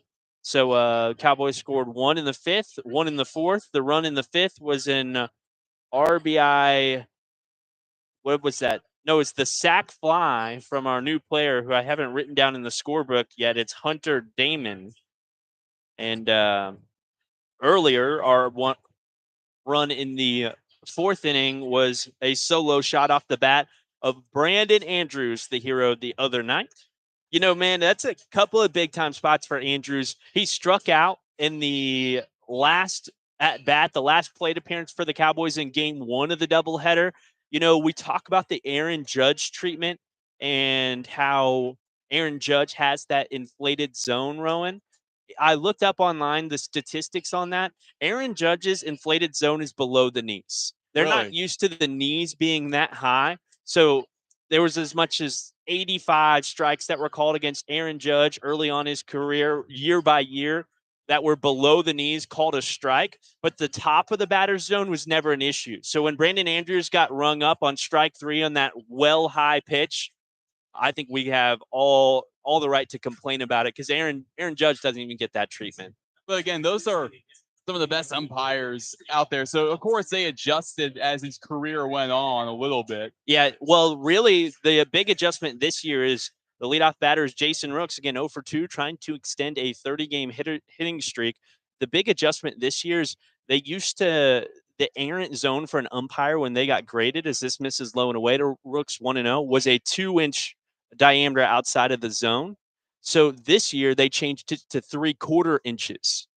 outside of the zone. So if an umpire misses a call greater than 3/4 inches outside of the zone in the MLB, they get a tack on their record, where it used to be a 2-inch zone outside of the zone that they could miss their pitch, as Dietrich finds the zone for a strike, 1-1. So And that's what's helped Aaron. So they're expected to do a lot more. They're expected to be better. Yeah, exactly. And what have we seen Aaron Judge do this year? Here's the 1-1 pitch smacked up the middle, and Rooks has his base hit. Again, a single right up Main Street past the second base bag. So a leadoff base runner in Rooks. Doesn't look like he's particularly speedy on the base pass, but the right-hander gets his way aboard. Now the left-handed catching veteran, Dominic Embody. Roen, remind me what he did in his first at-bat today. Embody he walked. Okay. So he is 0 for 1 with a walk on the day. That was when we were trying to figure out this YouTube thing. Yeah. Dietrich, wearing number 69, Cowboys in black, Garden City in white. Black jerseys, gray pants, black hats, black belts. As this is fouled off. Well, heading into foul territory on the third base side, Prakash scoops it at the fence, has the grab and the out. James Prakash sails into foul territory and makes the grab just in front of the fence. There's an open part of that chain link fence right in front of him, but Prakash ever aware, and there's one down. You're going to see me now with my mannerisms be the biggest homer of all time. Also, about 13 minutes past the hour, it's time for station identification. You're listening to Alpine Cowboy Baseball on YouTube. That's not a YouTube requirement, Roen. Now stepping in, Andrew Broutman. Remind me what he did in his first AB. He singled. So he's 2 for 2 on the day. Has an RBI as well. Again, the Wind have only scored 3 runs in the game, so 1 of 3 RBIs as he swings and misses, 0-1. You thought I was going to say KVLF, didn't you? Yeah. Well, I don't know what I thought, Roen. You got me off guard there. Again, the 0-1 count for Andrew Broutman. Righty on righty matchup. Cal Rodriguez ready at the shortstop position, as this is fouled off of Sisto's mask into the backstop, 0-2. Again, K-Rod is ready to go for a check-in throw, or ready to come down over at that second base bag. So I think they might be anticipating a stolen base from Jason Rooks. Does he have any this year? He has 6. Okay. Yeah, look at K-Rod right now. Oh, yeah. Looks like he's playing an air guitar. Now a ball misses on the inside, 1-2. Again, this Garden City field has the short porch in right, about 285 to right field. Wind is blowing in that direction now, 315 to left. A turf infield, the real mound in the real grass outfield as Dietrich sets up. Here's the 1-2 pitch from Dietrich Gertzkin, Cowboy veteran, misses well away, 2-2. I wonder how that's like with field work when you have the turf infield, but then the all natural mound. That has to be a little weird. Yeah, some strange. Do you think anybody has ever absent-mindedly started mowing the infield? I feel like it has to have happened. Yeah, somewhere. Here's the 2-2. Dietrich delivers, and it's fouled off over on the first base side. Because I've seen videos of this place, and I knew that it was a turf field, but I thought the entire thing was turf. But then I was talking to Lance yesterday. He said, yeah, it's a natural outfield. I'm like, whoa, okay. Yeah. Here's the 2-2. Again, Dietrich with a runner at first base, 1 down. Delivery slider misses low and away. Andrew Broughton able to check up his swing. And the count goes to 3-2. They'll confirm with the umpire at second base. He confirms that Broutman did not go around. And the righty will step back in against our right-hander. Looking at the Cowboy bullpen, how about Jesse Garcia? He's warming up. Jesse Garcia, another Cowboy veteran. Dietrich was with their team last year, was a rookie last year. As you mentioned earlier, as this is smacked up the middle, heading for the fence. That's over the scoreboard out in right field. 2-run shot for Broutman. Extends the lead back to 3, 8-2. The Garden City, 5-2. The Garden City lead the Alpine Cowboys here in Garden City, Kansas. Again, Andrew Broutman is 3 for 3. The All-Star now has 3 RBIs. And for Brotman, that's his 5th home run of the season right there. He's having a very stellar season at 384 average. I mean, he's been so good this year, continuing it right there with that bomb. You dropped a bomb on me playing. They're passing the hat around, Roan. Are you gonna put some money in the hat? Well, let's get it on film, man. Bring the hat over you here. See this? Not gonna happen. No way. Bring it to us. They're not gonna do it. Right hand or lefty, Rob Morissetti. Roan, I didn't get what he did first time around either as we set up the YouTube stream. This is found for a strike on the outside, 0-1 to Morissetti. Wow. So that was a nice little group. Did he get an RBI on that single, Rowan? No, he did not. Now Morissetti takes a strike. That was weird. He didn't even have the bat to his shoulder. He just had it down. I don't know what he was expecting there from Gertzkin. Yeah, I think it was a quick pitch from Gertzkin. Caught him off guard. He wasn't ready. 0-2. That's a high IQ play. Here's the 0-2 pitch from Dietrich. It's grounded, fouled on the first base line. Still the count 0-2 for the 6th spot, Rob Morissetti. Again, the Wind just had a 2-run shot here in the bottom of the 5th that extended their lead by 2. Now 5-2. Roan, what are those numbers on the scoreboard? 87, 82, home, away. As this is foul off on the left. Oh, pitch count? Is that accurate? Is that? If that is one of the coolest things I've seen. It is a pitch count. Yeah, home and away. So I guess Gertzkin's at, well, it hasn't updated yet after the 83rd pitch. I think it's been a high number all ball game. I could be wrong, though. We'll see if it changes here soon. Oh, Julie says it's been accurate. This misses down low, 1-2. Also, you see the pitch clock there? Oh, wow. We've got a pitch clock out in the outfield. Yeah, they also have it on the backstop, too. So they have 2 different locations for it. Hey, no velo gun like we had back in Alpine, but that's cool, the pitch clock. You can see when Dietrich delivers. I'm going to start eyeballing that. Now the curveball misses inside. No, it's going to bounce in front of Rob Morissetti, catch him on the knees, and the HBP will play to runner. Again, 1 out, runner at first base in Rob. Now the 7th spot, Pierce Kahn. The one thing I do like about this field and Garden City as a whole, that home run from Brotman kind of showed it. It's a party, man. It really is. Music playing all the time. Hey, James is our number 2 fan now. Thanks for that next comment, Ron. Oh, Ron. James rolled my windows up for me. Thank you, James. It looks like it's going to rain back in Alpine. Dietrich delivers down low for a ball, 1-0. Hey, if you're by Coconut Field and you know rain's coming, do us a courtesy. Go get that tarp out for us. Yeah, no, don't do that. I can't. No, don't do that. Go call up all your friends. Go walk inside of Morrison's True Value. Yell, "Hey, I need all hands on deck at Coconut Field," as this is delivered away for a ball. Throw to second base as Rob Morissetti was off and running. He'll get there well in time. Hey, Alfred. Alfred, our bus driver right here. Again, Cowboys trailing 5-2. Now Morissetti in scoring position. Pierce Kahn in the batter's box. 1 for 2 with a double on the day. You can see all that stuff now. Doesn't show he has a double. It does show he's 1 for 2 here on the game cast as Dietrich delivers. Fastball low and away. 3-0 the count. Like you said, Jesse Garcia is warming up in the bullpen for Alpine out of Houston, Texas. Originally.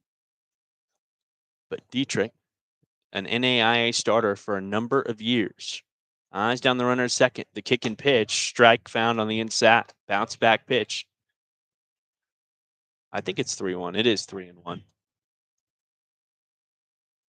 Cowboys being out hit 7-5 right now. 1 error scored against the Cowboys in that bunt on the third base side. As Dietrich kicks, pitches, it's high and inside, ball 4. Runners at first and second now. He walks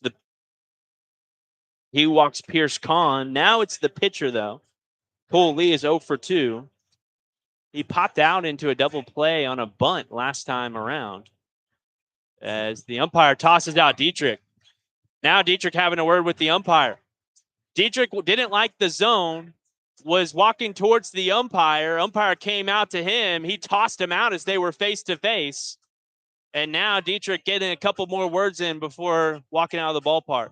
Wow, that's crazy. And luckily for the Cowboys, they've had Jesse Garcia warming up for quite some time, so he'll probably be ready. But that is not the way Gertzkin wanted his start to end, and you got to feel for the guy. And most of the time, we can have an opinion on the zone. It's hard from our vantage point. Again, we're angled off on the side here. We're out in the stand, so we can't really see the zone. That's got to be what Dietrich is talking about. Doesn't like the strike zone today, and you get tossed really quick if you argue balls and strikes. Probably wasn't anything egregious out of his mouth, but it's Dietrich. He's not going to say anything egregious like that. I just can't see that from him. Yeah, and look at they wiped the pitch count, so we know that Jesse Garcia is coming in with 0 pitches. But also though, like they weren't updating it consistently. Yeah. 87 though it looks like for their starter. Maybe they do it after each inning. I bet that's what they do. That Roen. could be the case. Yeah. But again, you really got to feel for Dietrich. This was the tail end of his start, yes, but at the same time, you wanted him to have an opportunity to get out of this little pickle he's in. Oops. Yeah. Hopefully everything's still all right here. I just knocked the laptop off of the table. Looks all right. All right. Now, Jesse Garcia, again, out of Houston, Texas. Roen, what's the stats for Jesse on the season? I bet our deal will show it here. Oh, I've got you. Oh, I was going to say, yeah. 12.81 ERA, 19 innings pitched, 21 strikeouts. That doesn't go in depth, though. We don't have the width. Yeah, because my Wi-Fi is unable to get that as well. But for Jesse, I mean, playing Division I baseball at Texas Southern in the past, was at Baylor his freshman year. I mean, again, this guy has experience at a lot of levels of collegiate baseball, also NAIA. A Cowboy veteran for 3 seasons. He's been a big part of this team, even when he's not pitching. He's just such a great guy to have around the clubhouse. Let's show you that real quick. Alpine, Cowboys, Pecos League. Is we can look at Jesse Garcia. Jesse Garcia, his most recent outing, as you see here, was at Tucson. Pitched 0.2 innings, gave up 4 earned runs there. On the year, though, like we were talking about, Jesse Garcia has a 2-2 record, 12.81 ERA, 19 innings pitched, and that whip at about a 2.5, 2.2-ish, 2.3-ish. But again, it's just come in some tough spots, but we know Jesse Garcia has it. We saw it last year. He's competed in the Pecos League, and we're always expecting good things from Jesse Garcia. Also a great guy, and hopefully he has a good outing here. One of the biggest spots of the season. Oh, yeah, for sure. And Jesse, I've told so many stories about him just being a kind soul, going out of his way to do great things. Like he bought breakfast for the whole team in Roswell. That was insane. So we'll switch back to our game log. Hopefully you get an eye on the stats there. Jesse Garcia, the left-hander.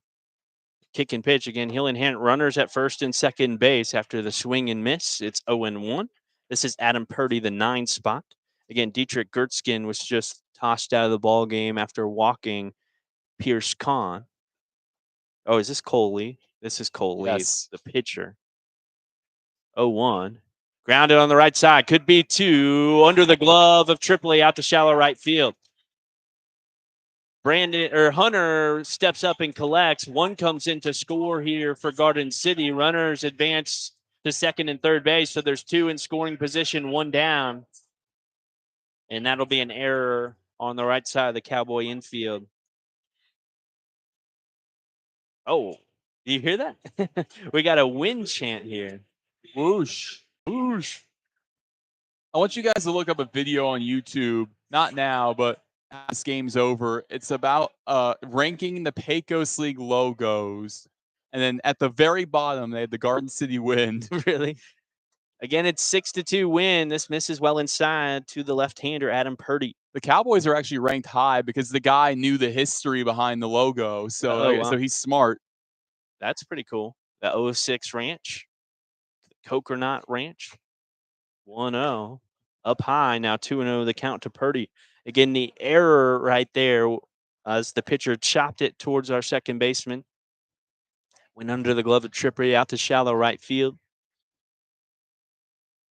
Wind is blowing in today from left. So left to right, really, as this is found for a strike on the outside. 2-1 now the count for Adam Purdy.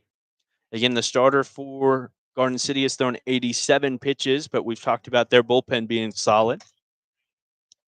A lot of great options in the Garden City Wind bullpen. Here's the 2-1 pitch from Jesse Garcia, high and inside. 3-1. It looks like he's putting a lot of effort into it today, Roen. Oh, for sure. And he always is. Yeah. But again, it seems like those fastballs are a little faster. You kind of get that idea, even just from our vantage point. You can tell Jesse's throwing harder. Yeah. Normally he gets the hot dog with mustard and ketchup. Today he's adding some relish in the mix. Here's the 3-1. Strike called at the knees, 3-2. On that pitch, he put a little mayonnaise on it too. Yeah. Mayonnaise, maybe even a chili dog, like that good old coconut feel. Oh yeah, you love that chili dog, man. The brisket mac and cheese going away saddens me. Dude, that was one of the best meals I've had in a while. Here's the 3-2 pitch, and it sails out of the hand. Curveball again loops away from Jesse Garcia, kicks off the backstop, and Sisto's able to stick around and stay on the ball in time for the runners to stay at bay. Bases loaded now. A great job by Jesse as well, because immediately when Sisto lost a little bit of control of that ball heading off the backstop, immediately trailed off to the mound, or not the mound, off to the home plate. Dietrich is a gentleman. I agree. He wrangled the goat for us back at Coconut Field whenever Jesse the goat got out of the radio station.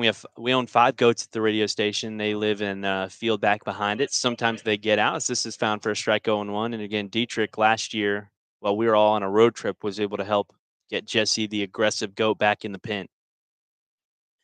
But Jesse Garcia out here likes the big moment. It's a big moment now. 1 out, 0-1 pitch, a big swing and miss. Caleb Skoll was out ahead of that one. Again, the University of Texas Permian Basin Falcon in the batter's box behind 0-2. Falcon. Yeah. Love it. The Falcon is UTPB is a relatively new Lone Star Conference program at the Division II level. As the 0-2 comes, bounces in the dirt. Sisto blocks it up. And Jesse picks it up. 1-2.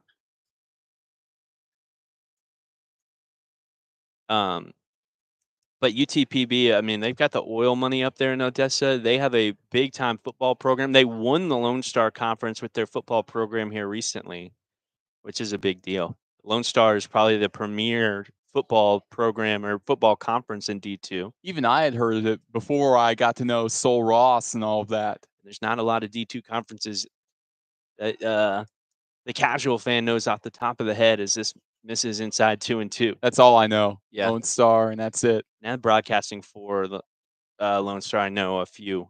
Armac is a big rival for us. Armac? Yeah. That's the Rocky Mountain Athletic Conference. Again, bases loaded, 2-2 pitch, 1 out. Jesse Garcia delivers up high off the backstop, and Sisto will again collect 3-2. That one hit off something on the backstop. Did it hit off that metal beam? It looked like it. I think so. I think that pole there, the beam, in a sense, that's holding it up. It looks like it's got SpaceX equipment on there, man.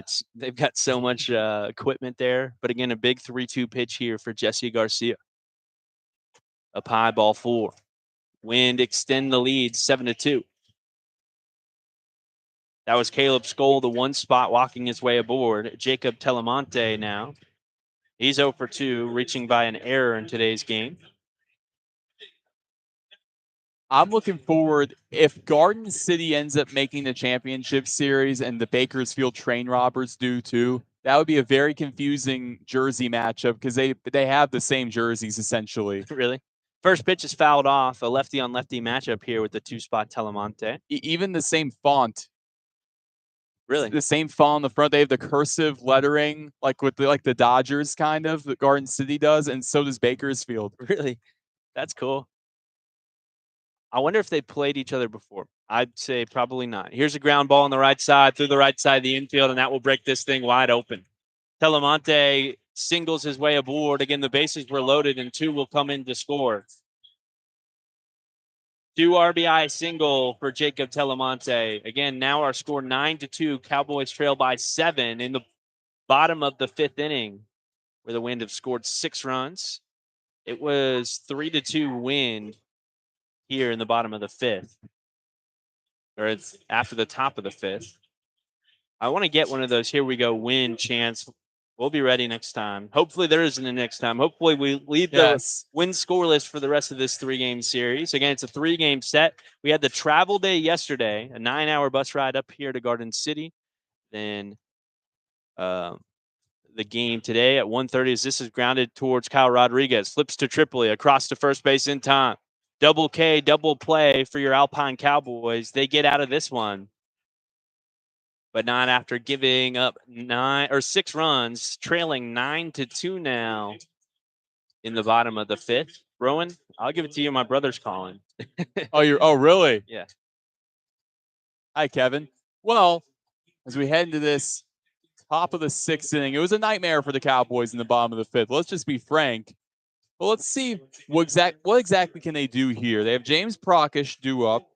Prakash is 1 for 2 on the day. I guess in a sense it's a continuation of the last at bat. I was looking in the Cowboy bullpen. They have Armando Ceballo warming up. Kyle Dalton was thrown around a little bit. With the relief staff, it's going to be huge regardless because really the 25-man playoff roster, it's got to be set in like a week. I think we got about a week until the playoff roster is set. So you really have to assert your dominance and make sure you can get a spot. And that's maybe what Kyle Dalton would have a purpose for in that spot. But Ceballo, it'd be cool to see him out there. We just haven't seen enough of Armando Ceballo. Yeah, Armando's been really good for us, man. One of our top options. Again, if we go to this stat page for our pitchers, if we want to share this screen. Also, what'd your brother have to say? He's a celebrity out in Alaska. He lives in Alaska right now. Who is it? He said the Alaskan Avenger. I don't know who that is. I think it's some YouTuber. I was going to say, can we say the name of this celebrity? Yeah. He said he met the Alaskan Avenger. But again, if we look at ERA, we're sorting by ERA right now. Armando Ceballo is right here, 4.36 ERA. Solid, man. He's in the top. Oh, no. He's in the top 7. This guy's bad. This guy's bad, man. He's a convict. Hey, he's a convict to an attacked. No. Oh, he's cool. He's cool. A sex offender. So. And how's he out? I don't know how my brother met that guy. Was he in the prison or? I hope not. Okay, again, Armando Ceballo does have that 4.36 ERA. He's a scary looking guy too. You can see him. Yeah, wait. I can pop us off there. You want to show him? He's a little scary looking. That's my brother for you. James Prakash lifts this on the right side, heading for the corner, that short porch, but the catch is made by the Wind. 1 down here in the 6th, the top of the 6th again. Cowboys trailing 9-2. I'm going to share our game cast again. Now Brandon Andrews is up. I thought about this, Ryan. Like, you know how we split the play-by-play. I feel like all of Andrews' big moments I've been on the call for. You think he looks up here and sees who's doing play-by-play? I'm going to make sure I'm going to do some good stuff for Roen. It's the same for you with Proc. Yeah. He always does all his cool stuff with you on the call. Does he really? Yeah. What's that diving catch with me on the call? I think that was me. Here's the 0-1 up high, now 1-1. That was me, but the Meredith's camera didn't pick it up. Yeah. So what's the point? Yeah. Didn't happen, man. If a tree falls in the woods, here's the 1-1. Andrews takes it high and away, 2-1 the count to the big right-handed number 65 for your Cowboys. Again, a solo shot earlier in today's game. We'll take another one right now, but we need a bit more than that, trailing 9-2 here. As Andrews takes this for a strike on the inside. Now a 2-2 count. The vibes are high in the Cowboy dugout. I saw they had a chant going for Andrews, and they're still doing it. This is high and away, now a 3-2. Because, again, the more you have fun, the more you win. I believe that statement through and through. We got to go to Chuck E. Cheese after this then. Honestly, water park, man. I'm thinking about getting my board shorts and heading off. It's right next door. Yeah, there's a water park and a zoo here at the Garden City Wind Baseball Complex. 3-2. Andrews pops it up. It's on the infield. Cody under. Oh, a collision on the first base line. Andrews is going to get into first safely. They're going to call him out due to obstruction. Yeah, that's clear as day. I don't even know if that was intentional, but at the same time, yeah, that is the right call. Yeah, he just apologized. He said, yeah, that's my bad.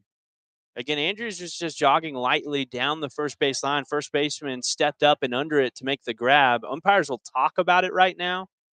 Because he took a charge too. I mean, he has feet set too. It's like in the NBA. He took a charge right there. Morrissetti, the first baseman.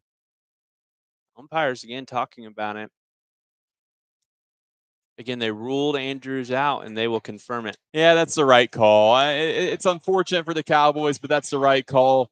And I saw it like right there. Andrews is heading down the line. I'm like, surely he's gonna get out of the way. And then he gets closer and closer, and you're like, oh no.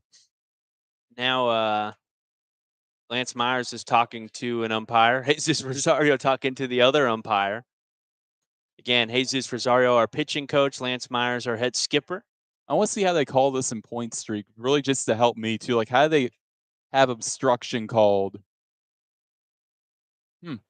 I guess you'll find out too. It'll pop up here in a moment. Again, 2 down. Aaron Izquierdo stepping into the batter's box. When we looked at the stats earlier, we saw Aaron was towards the top of the on-base and batting average for your Alpine Cowboys. I don't think it showed us what it was there. It popped up, but it didn't show what exactly happened. I honestly put it as like a 3U. Aaron lifts this foul down the third base line. No, the first base line off to the right side. 0-2. The good news is Rob Morrissetti is okay after taking that collision, taking that bump. Yeah, that is good. That was a kneecapper, man. Yeah. 0-2 pitch up high to Izquierdo. Now the count 1-2 with 2 down. Cowboys being out hit 8-5, trailing 9-2. 2 errors scored against Alpine on the day. I guess you can see all that as this is grounded towards the third baseman. He'll collect, firing across the diamond in time. We're headed to the bottom of the 6th, trailing 9-2. No break. Again, Big Ben Radio is down. We're only here on YouTube on Roen Elbert's channel.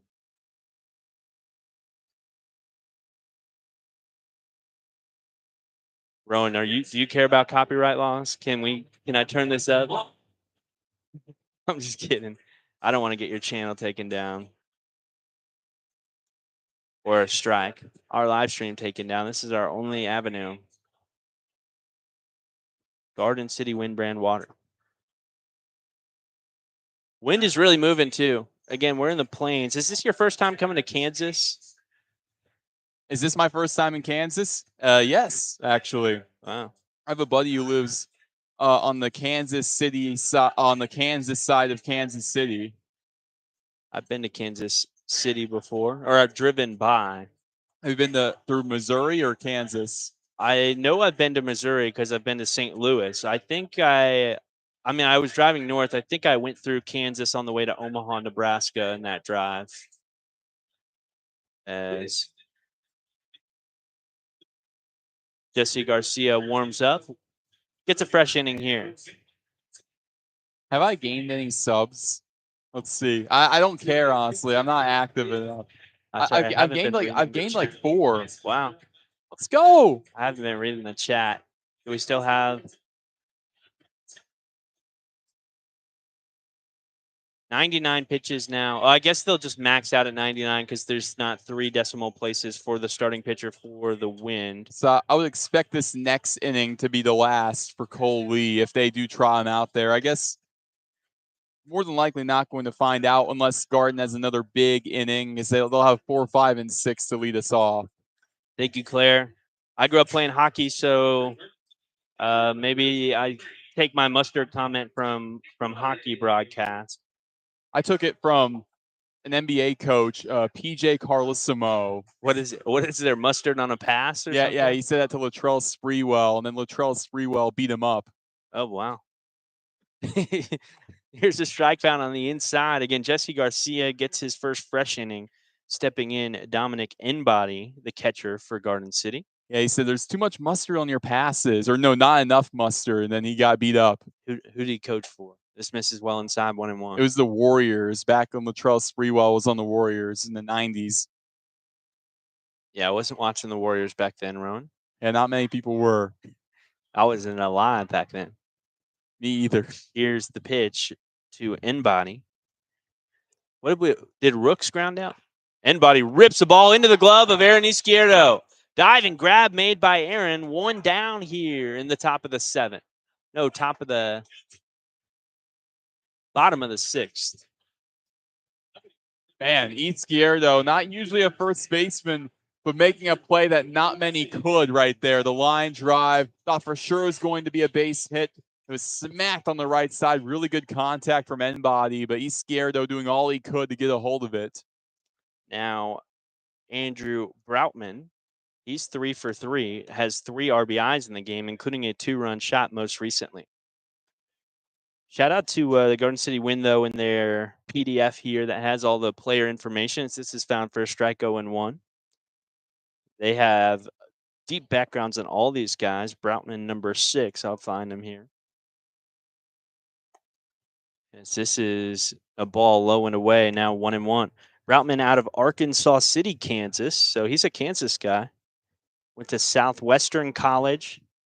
Majored in physical performance. His favorite MLB player, a Seattle Mariner. Guess who it is, Roan? Is this Mrs. Hideaway 2-1? It's got to be Ken Griffey. It's got to be the kid. It's got to be. What about Ichiro Suzuki? It is Ken Griffey, though. Oh, okay. Right. Yeah, I was going to say. I guess Ichiro, but you got to go with the kid. Yeah. 2-1 pitch from Jesse Garcia. Ken Griffey type swing. It's not that pretty. Swing and a miss, 2-2. Sorry. I mean, no one's swing is almost that. I mean, again, Ken Griffey, man. Again, you will never find a Ken Griffey hater. Yeah, I think that's true. Unless you're a Yankees fan, right? Oh yeah, Yankees fans. Yeah, they hate him. 2-2, fouled off on the right side. Count stays at 2-2, even though he played for the Yankees for a minute, right? No, he never played for the Yankees. He played for the Mariners, and he played for the Reds, which is where his dad, Ken Griffey Sr., had a great career. He played for the Reds for a quick minute. Then he was back in Seattle. I think there's another stop I missed as well. At one point, he played for the Mariners while his dad was playing for the Mariners, and they were both in the outfield together. As this is fouled over the top 2-2. Yeah, and then Junior, he got grounded by Senior after taking a fly ball that belonged to Senior from him. Oh, grounded. Yeah, he got grounded. Yeah. That's funny, man. Again, 3 for 3 is Broutman. Jesse Garcia delivers low and inside. Fills up the count at 3-2. Again, with one down after the diving grab made by Aaron Izquierdo on the first base side. It's a righty on lefty matchup, the right-hander Andrew. Andrew is a rookie, right?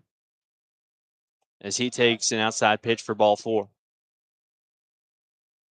Again, we don't have the angles, man. I wish we could be calling what we're seeing out of the hand of these guys. It's almost impossible from where we're sitting. Yeah.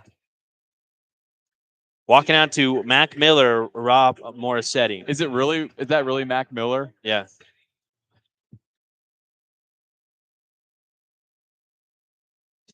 I swear, if Mac Miller gets my YouTube deleted.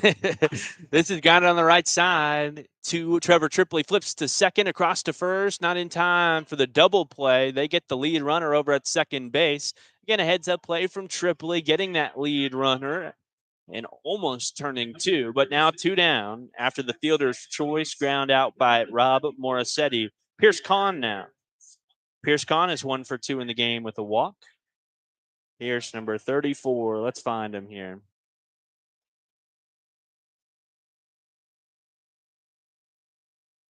Pierce Kahn out of Richmond, Texas, a Texan. All right. Where is Richmond, Texas? Good question. I think it's probably a DFW area. Big state. Yeah. I could be completely wrong. Because we had a 9-hour bus ride yesterday, and I think 7 of those hours were spent in Texas. It says his favorite team is the Astros, so it might. He's probably not from the DFW area. This is found for a strike 0-1. Yeah, we went through Lubbock. That was my first time. Yeah, we were outside. Yeah, we were outside Texas Tech's football stadium. Yeah, got some lunch there. 0-1. This is well away. Now 1-1 the count for Pierce Kahn. Yeah, because I was with Humberto Vela. We were getting some Chick-fil-A, and I was telling him, I said, I guarantee Patrick Mahomes has been at this Chick-fil-A right here. Yeah, definitely. Here's the 1-1 pitch. from Jesse. Misses just away. Now 2-1 the count. Pierce Kahn coaches 14U baseball in the offseason. He played for the Pakistan team in the World Baseball Classic. Oh, wow. Yeah. Here's the 2-1. Down low, now 2-2, or 3-1, I'm sorry. Because, I mean, the World Baseball Classic is more than just the teams that make the actual tournament there. There are teams that have qualifying games. Like, those were going on this year, the qualifiers. As Jesse sets up. Again, 2 down, 3-1 pitch. Curveball misses just low. Ball 4, walking Pierce Kahn aboard. Now it's the pitcher's spot, and Cole Lee will continue his outing. Only giving up 2 runs through 6 innings of work now. Do you know where, speaking of the World Baseball Classic, do you know where some of those qualifiers are at? No idea. Veterans Memorial Stadium. Oh, really? Home of the Tucson Saguaros. A nice complex out there. Fields all over the place. Jesse Garcia, the kick and pitch. This is grounded on the right side towards Aaron Izquierdo. He will grab and step on the first base bag unassisted. Cowboys don't give up any runs in the bottom of the 6th inning, but gave up 5. No, they gave up 6 in the bottom of the 5th. Again, they trailed 9-2. Jesse Garcia has thrown 17 pitches. Cole Lee has thrown more than 99. And we will have a brief intermission here before the Cowboys are due up. It'll be Jake Sisto, Trevor Tripley, and either Jesse Garcia or a pinch hitter when we return. So I guess it would be either Jesse Garcia or John Tuttle is what you're telling me. Yeah, we only have one other position player on that 22-man roster today. And again, Skip left a blank spot where we were expecting John Tuttle.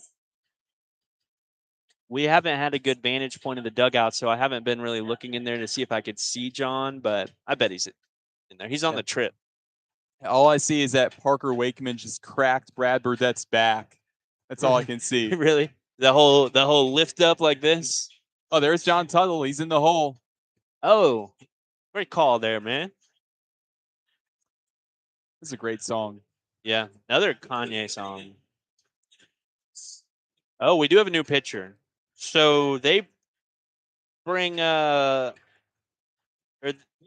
did Cole Lee ground out to end that inning, Roen? Yes, he did. That was Cole Lee. So Cole Lee, the pitcher, grounds out to end the inning, but then they go ahead and go with the change. So they give the pitcher and starter an AB before changing. The new pitcher in the ball game, number 39. We can show them the point streak stats from. Yeah, might as well. Yeah, no need for me to say anything. Yeah, just go ahead and be quiet. Just kidding. Let's see here. Alpine, Cowboys, Pecos League.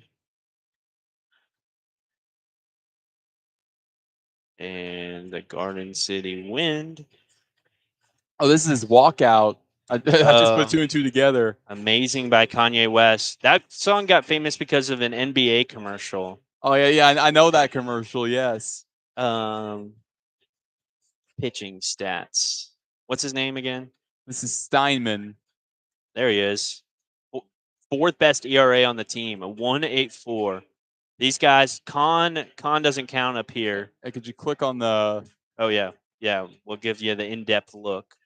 So he's pitched 14 innings, 22 strikeouts in 14 innings, 10 walks, 9 hits. That whip about a 1.4, 2-0 record. This guy is a great arm, and he's coming in a 9-2 Garden City win lead. He's also about 6'3". There he is. He's 6'3", 190 pounds from Oroville, California. Delivery, a strike called on the outside to our catcher, Jake Sisto, batting 7th in the order. Again, you can see his most recent starts here. We'll call the action as we see it live. Sisto grounds it on the right side into the glove of the second baseman, and he flips to first in time. 1 down. Sisto is retired. Trevor Tripley now stepping in. That was an absolute worm burner off the bat of Jake Sisto. Really good contact, but just right towards the glove of the second baseman, Pierce Kahn. That was a big first out to get if you're Ritter Steinman. And Steinman is coming off of a game where he got the win against Roswell. in a relief appearance. Yeah, So 4th of July. they must have turned it around quickly on Roswell there to win 9-3, even though the reliever got the win, as this is found for a strike. 0-1 the count to Trevor Tripoli. Which, again, this wind bullpen honestly might be the best in the league. It's very good. The rotation, it's fine, but their bullpen is insane, which I was talking about in the pregame with you. It's kind of the opposite of the Cowboys. Rotation's been great, but the bullpen, they've had their ups and downs. And we've added a few bullpen arms. And again, we talk about this time and time again, is Trevor Tripoli lines this to right field. It'll get down for a base hit into that shallow porch and corner in right. So Trevor has to put on the brakes, rounding around the first base bag. Again, he has a 1-out single batting in the 8th spot today. As, like you mentioned, this is Jesse Garcia. So And no JT, come on.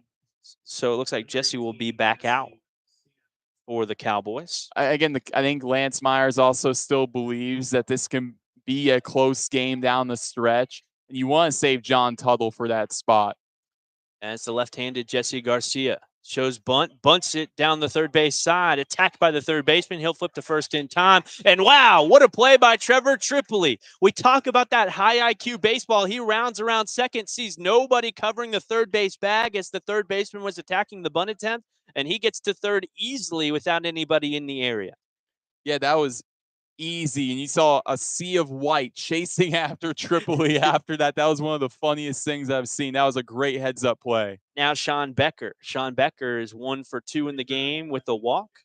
Again, with the runner at third base, we're down 9-2. It's still opportunities afoot for the Cowboys. But as I was mentioning earlier, the playoffs in the Pecos League are 3-game sets, 3-game series. So when we talk about the Cowboys having a number of great starting options, a couple of those will go to the bullpen. So we'll have great starters coming out of the bullpen, as well as the guys who rise out of the bullpen and kind of the cream of the crop options there. And I think that we'd have a great opportunity at a postseason run, Roan. Yes, absolutely. The unfortunate part is that goes for a lot of teams too. Yeah. Steinman misses this one just inside. 1-0 the count to Sean Becker. And that includes Pecos. So, like, let's say they go to a 4-man rotation. They would go to Rish, Medavir, Rivera. Actually, not as much, actually, now that I think about it. Yeah, they have a great top 3. And it seems like they're always trotting out the top 3 against us, as this is fouled off of Kyle Rodriguez's foot. And that goes back to our manager. I'm sorry, this is Sean Becker. And that goes back to our manager, Luke Posselvik, or their manager, Luke Posselvik. I think he plans his outings, plans his rotations around getting guys opportunities against the Cowboys and putting his best arms out against Alpine, because he knows that we're the division rival and we're the ones that are fighting for that second spot in the division as we speak. Again, everyone hates the Cowboys over on the Pecos end. I kind of get it. They're a little disgruntled from last year. Here's the 1-1 to Sean Becker. Takes a slider for a strike on the outside. Now 1-2 the count. Again, 1-2 count for Becker. Runner at third base is Trevor Tripoli. Cowboys trailing 9-2 with 2 down. Sean Becker, the Hoosier, out of Evansville, Indiana, went to IU Kokomo. Nothing to do with the Beach Boy song, maybe. Here's the 1-2. Down low and away. Now 2-2 the count. Yeah. Is Kokomo close to Indianapolis, Rowan? Not really. It's like an hour or so away. But yeah, he also went to Vincennes, which is also in Indiana, then Kentucky Wesleyan to close out his collegiate career. Becker fouls this one back. Count stays at 2-2. Becker was very excited when he got here to Garden City. He's like, Rowan, you know, this we're Midwest guys. This climate, this is what it's all about. You guys are back home out here? In a way. Becker. The 2-2 from Steinman. Strike 3 called on the outside. Rings Becker up looking. We're headed to the bottom of the 7th. Cowboys trailing 9-2. We'll send it to a quick break just to catch our breath here.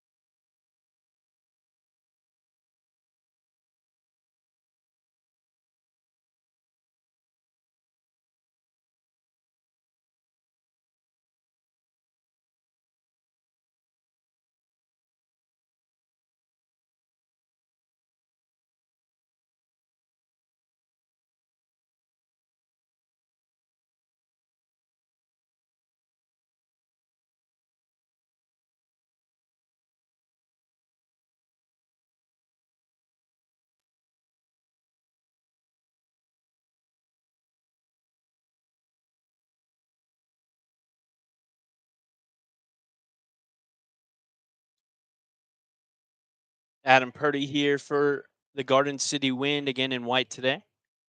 Alpine Cowboys in black on the road in game one of a 3-game set. Again, we have a travel day to Roswell after this 3-game set. 3 games in Roswell. Then the All-Stars headed back up here to Garden City. Cowboys didn't make the All-Star team, and yours truly will be headed to Alpine after that 3-game set in Roswell. Again, 4 Cowboy All-Stars. That's Parker Wakeman, Gene Reyes, Humberto Vela, as Jesse finds the zone for a strike, now 1-1, and James Prakash. 2 others in Xavier Croxton and Josh Rago, who have been called up, so they won't be at the All-Star games, as this misses well high, now 2-1 the count. To Adam Purdy. The left fielder, Adam, is 0 for 1 with 2 walks on the day. As Jesse delivers, this is fouled over on the left side. Now 2-2 to the 9 spot. If you're Jesse, this is a big first out to get if you can get it against Purdy. Not your typical 9-spot hitter, but you know he can get it done for sure. So to have that out going into the top of the order, it's huge for Garcia. Now Jesse. The 2-2 pitch. This is fouled off over on the left side. Count stays at 2-2 for Adam Purdy. I bet Adam can play some first base, Roen. Oh yeah, for sure, because he's been playing left field today. He's got the build of a first baseman, like you've been saying. Yeah, and a lefty too. Jesse, the kick and pitch. Swing and a miss. Adam Purdy out in front of it, strikes out swinging. And Jesse Garcia retires the first batter he faces here in the bottom of the 7th inning. Again, Cowboys down to their last 6 outs, trailing by 7. I caught up with Dietrich Gertzkin on my way back up here. He was telling me, first ejection of my life. Really? Yeah. That's awesome, man. Get him up here. Did you ask him to come up here? Oh, no, I didn't. He's charting pitches right now. Is he really? Yeah. Back on the grind. This is a strike found. 0-1 the count. So they're not super strict about you staying out of the ballpark when you've been tossed at the Pecos League. No. Man, Garden City's a cool little town, though. Our hotel is really nice. There's a pool in the lobby of the hotel. With carpet all around it, that's really sick. Yeah. Yeah, it's interesting for sure. Now stepping out of the batter's box is Caleb Skull. I know we have to leave that hotel after. Honestly, I want to stick around, get us a quick swim in. Yeah. It's about 7.5 feet deep, so it'll probably be the first time we've ever been done with a broadcast before 6 p.m. or 7, as this misses up high. Well, not exactly. The last time was actually against the Garden City Wind last season. It was an afternoon game on a Sunday. We lost. That was the game Tommy Kretzler grounded it off the pitcher's foot. 1-1 lifted high on the left side. Heading for left field. Sean Becker under it for the grab and the out. 2 down. Again, Caleb Skull flies out. Now Jacob Telemonte, the center fielder for the Garden City Wind. He is 1 for 3 in the game. Has reached by an error as well. Another left-hander. How many left-handers are in this lineup? More than the Cowboys. The Cowboys have none on their team right now. We have lost all of our left-handed batters. AJ Folds was 1. Xavier Croxton was 1. This misses down low, 1-0. Who else? Who else was a lefty we had on the team? I have Folds, Croxton. I think that was it. Yeah. Here's the 1-0. Slider misses low and away. Now 2-0 the count to Jacob. I know last year we had Andron, Folds, Khalil Wilson, and we also had Drew Bayard as well. So, I mean, we had quite a hefty amount of lefties. Hefty amount of lefties. Hefty lefties. No. Now Jacob steps back in. 2-0. That's the sinker for a strike. Now 2-1 the count. Jesse kind of finding his role here, finding his rhythm. went scoreless or delivered a scoreless bottom of the 6th. Again, 2 down, nobody on, and 2-1 count here in the bottom of the 7th. I wouldn't be surprised if he came back in for the 8th, if he gets us out here. As he gets strike 2 called on the inside. Now 2-2. Roen, that bus ride takes a lot out of you. That's why I'm always so impressed when these guys can come out here and compete at a high level. Oh, for sure. Honestly, had we just not had a travel day, maybe we would not be down 9-2. Yeah. 2-2, a swing and a miss. Get him chasing on the curveball down low. Sisto will tag out the batter as it bounced off the dirt, and the Cowboys are headed to the 8th inning on the road here against the Garden City Wind. Again, trailing 9-2. No commercials to be played. No.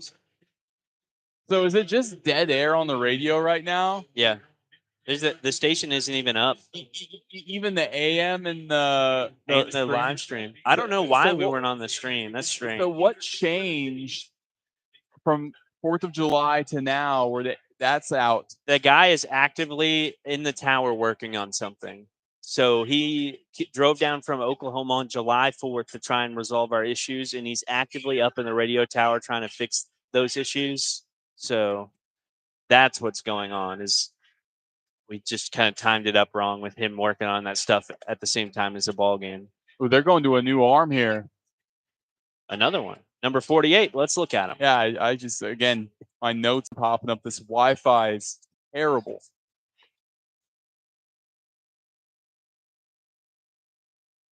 Steinman was the other pitcher. Again, they only went 1 inning with Steinman. He just comes in short appearances, one of their best arms. Again, Steinman out of the ball game, throwing 1 for the Garden City Wind. This is number 48.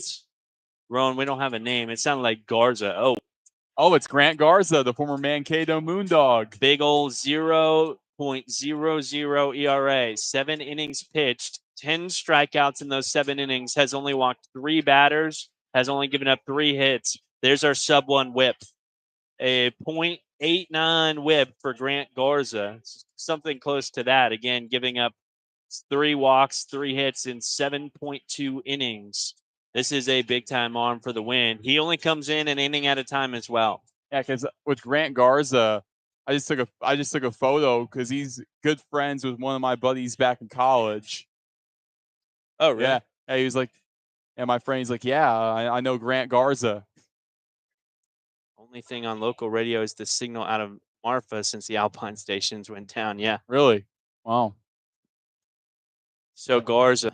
Wait, so he knows one of your guys back in college? Did he call games for him or something? Yeah, the Mankato Moondogs, which is a Northwoods League team. He was there last year. Mankato. Where's that at? I believe that's Minnesota. So again, a big-time arm here. Garza delivers well away to John Tuttle. No, this is Kyle Rodriguez. He actually played against a guy who's in the on-deck circle for the Cowboys last year, Enter Damon. As this misses away, now 2-0 the count. Damon played for Kenosha in the Northwoods League. Kenosha, another place I've never heard of. Northwoods, though, where that's like northeast? I'd say, yeah, northeast, Midwest. Here's the 2-0. Kyle Rodriguez lifts this. It's a fly ball heading for right field, back towards the fence at the track on that shallow porch, but the grab is made. 1 down. Kyle Rodriguez again flies out. Now it's Marco Martinez left the ball game early with an injury or some sort of situation going on. Coming into the ball game for him was Hunter Damon. Hunter, a new Alpine Cowboy, getting his second, not his second appearance, but his second ball game where he's had more than 1 ABs this year, as he takes the fastball low and away from Garza. Now 1-0 for Hunter Damon. I guess it's the Northwoods League rematch in a sense. Kenosha against Mankato. Let's see who comes out on top. The 1-0. Ground on the right side, through the right side of the infield. Hunter Damon has a single. There's your answer. Out. There's your answer, Kenosha. Kenosha all the way. I'm a big Kenosha guy. Now it's James Prakash. James, the veteran for the Cowboys with plenty of experience. Again, he should be on a podcast with us here soon. He said he wants to do it tonight. All right, I'm down for tonight. Hey, if y'all have questions you want to ask James Prokis, drop them in the chat. We'll ask him those questions. The right-hander against the righty Garza. Garza, another big guy, as he sends a fastball high and inside. I wish we had that radar gun, Roen. I think he's probably touching 90s here. Oh, he has to be.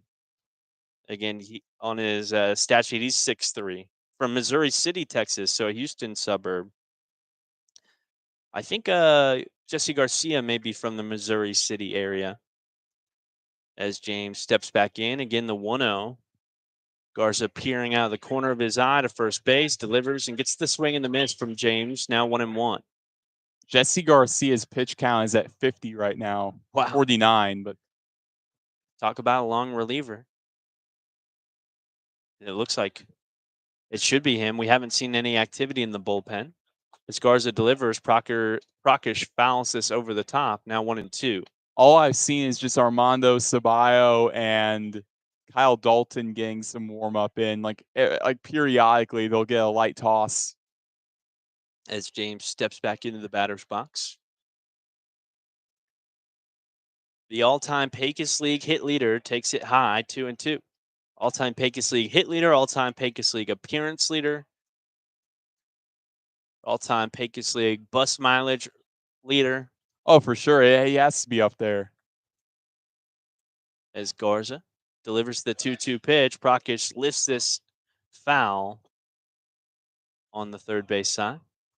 Again, that's a short porch, but the wind is blowing in over in left field, so we're not expecting a lot of home runs out that way. If it's blowing out here, could be a fun day. Oh, it would be. Is there a way to look at a forecast for that? For wind, I don't know. I think there is forecasted wind. I don't know how accurate it is. Here's the 2-2. Prakash pops this up on the infield. Oh, really shallow left field. The shortstop backs up, makes the grab in the out.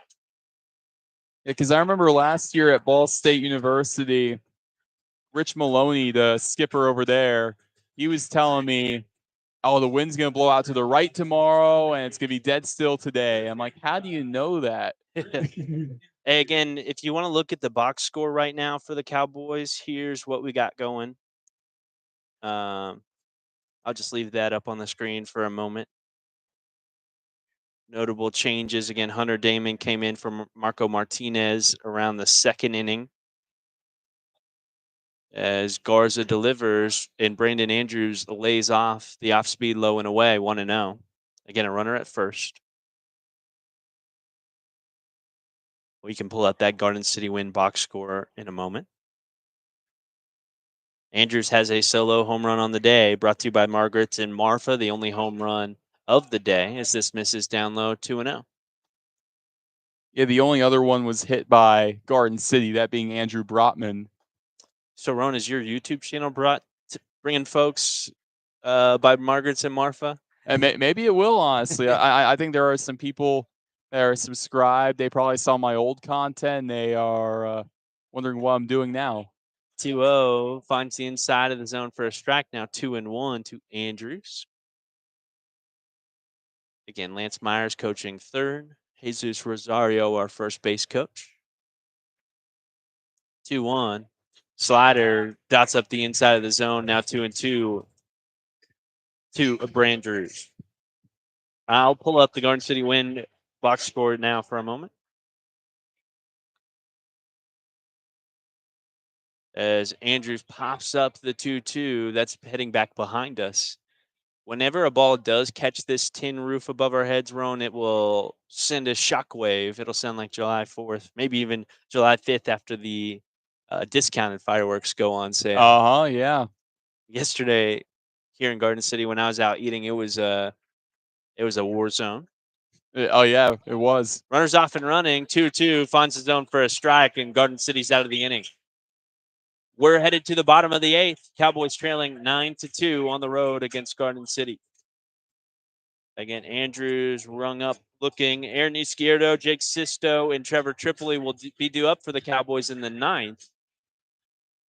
Garden City has, is it Dominic Inbody or is it Rooks? They should have Jason Rooks. Jason Rooks, N-Body, and Andrew Broutman. That's 3, 4, and 5 due up for the win. You're like, I'll show my scorebook. Probably can't make it out too Yeah. much. Well, I can Oh, yeah, that's right. make it big. This is essentially how mine looks. You can show yours too if you want. Yeah, good. Give it a little closer, Roen. I guarantee you can't really make out what it all means, but Again, Roen, I think you worked a little bit harder on the scorebook today to try and make it legible, because that's the best handwriting I've seen from you. really, Yeah. let's see Mine yours. is pretty bad, man. I just write either pop out, ground out, single, extra base hit, whatever you want to see, strikeout, etc. Not too fancy, and then I do tally marks for the RBIs. Hey man, it's however you want to do it. However, whatever works for you in order to communicate what's going on in the ballgame. Technically, you could just write out, hit. Yeah.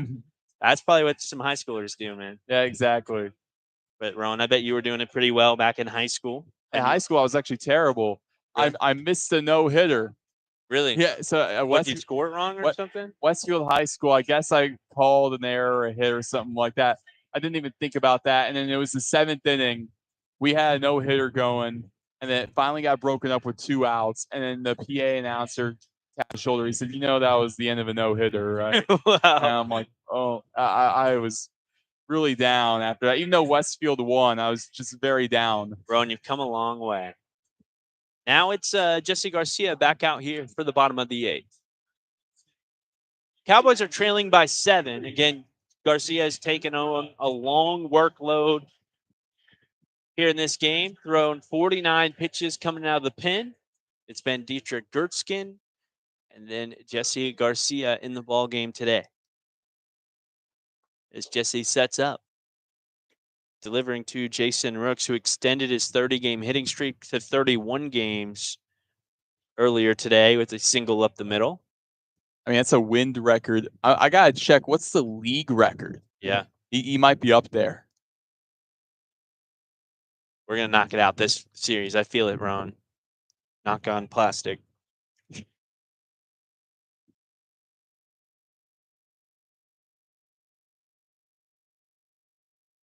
Timeout. Now Rooks is talking to the home plate umpire.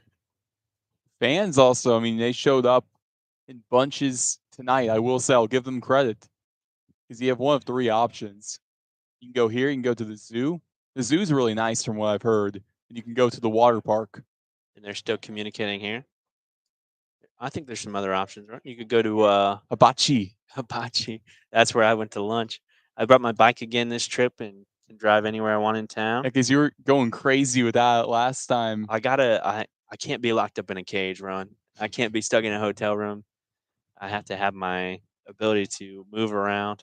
Now the umpire, after talking to Rooks, then talking to the Garden City manager, will go and confer with the Garden City or his umpire counterpart over on the first base line. I don't know what they're talking about. Yeah, the manager, that's Easton Barnes, who in his 2nd season, he's already done so much in his managerial career. For the 2nd year in a row, he will be the representative for the Mountain North in the All-Star game as the manager. Really? Who's the Mountain South manager? Sean McNeil. It's always the best. I'm pretty sure it's always the best record in each division. Honestly, my pick would be one of 2 guys, and neither of them are Sean McNeil. Yeah, I honestly, because I know they do it by record, but I would say Lance Myers and Luke Postelvik definitely are deserving. That would be my picks. Do you think, is Lance going to go? Lance will be there, and so will Jesus. I was going to say, man, maybe Lance could just take the time off. We all need it, but nope. No time off for I'm pretty sure all managers go in the division. I remember last year Garrett Toddy went. Okay. And even though he was now not the guy, and he even did you see Juice Gums there last year? No, he didn't care. Yeah. Juice Gums is the manager of the Pecos Bills last season. My boy. He's from He's from the DR, I'm pretty sure. And then again, he left for a funeral at the end of the year. I think that's the story we heard. They're still talking about this, by the way. This is crazy. I don't know what it is. It probably is something to do with the pitch clock and a timeout. Now they're talking to the Garden City manager. looking in the Cowboy bullpen now, I see a little bit of action from Ben Paul. Paul, he didn't get an out in his last time around. We'll see if they do go to him. It'll be a bounce back opportunity for sure. But at this rate, this will be the last inning that the Wind are on offense, which would mean also the last half inning the Cowboys would be on defense. Yeah. Unless we can put together a big time comeback.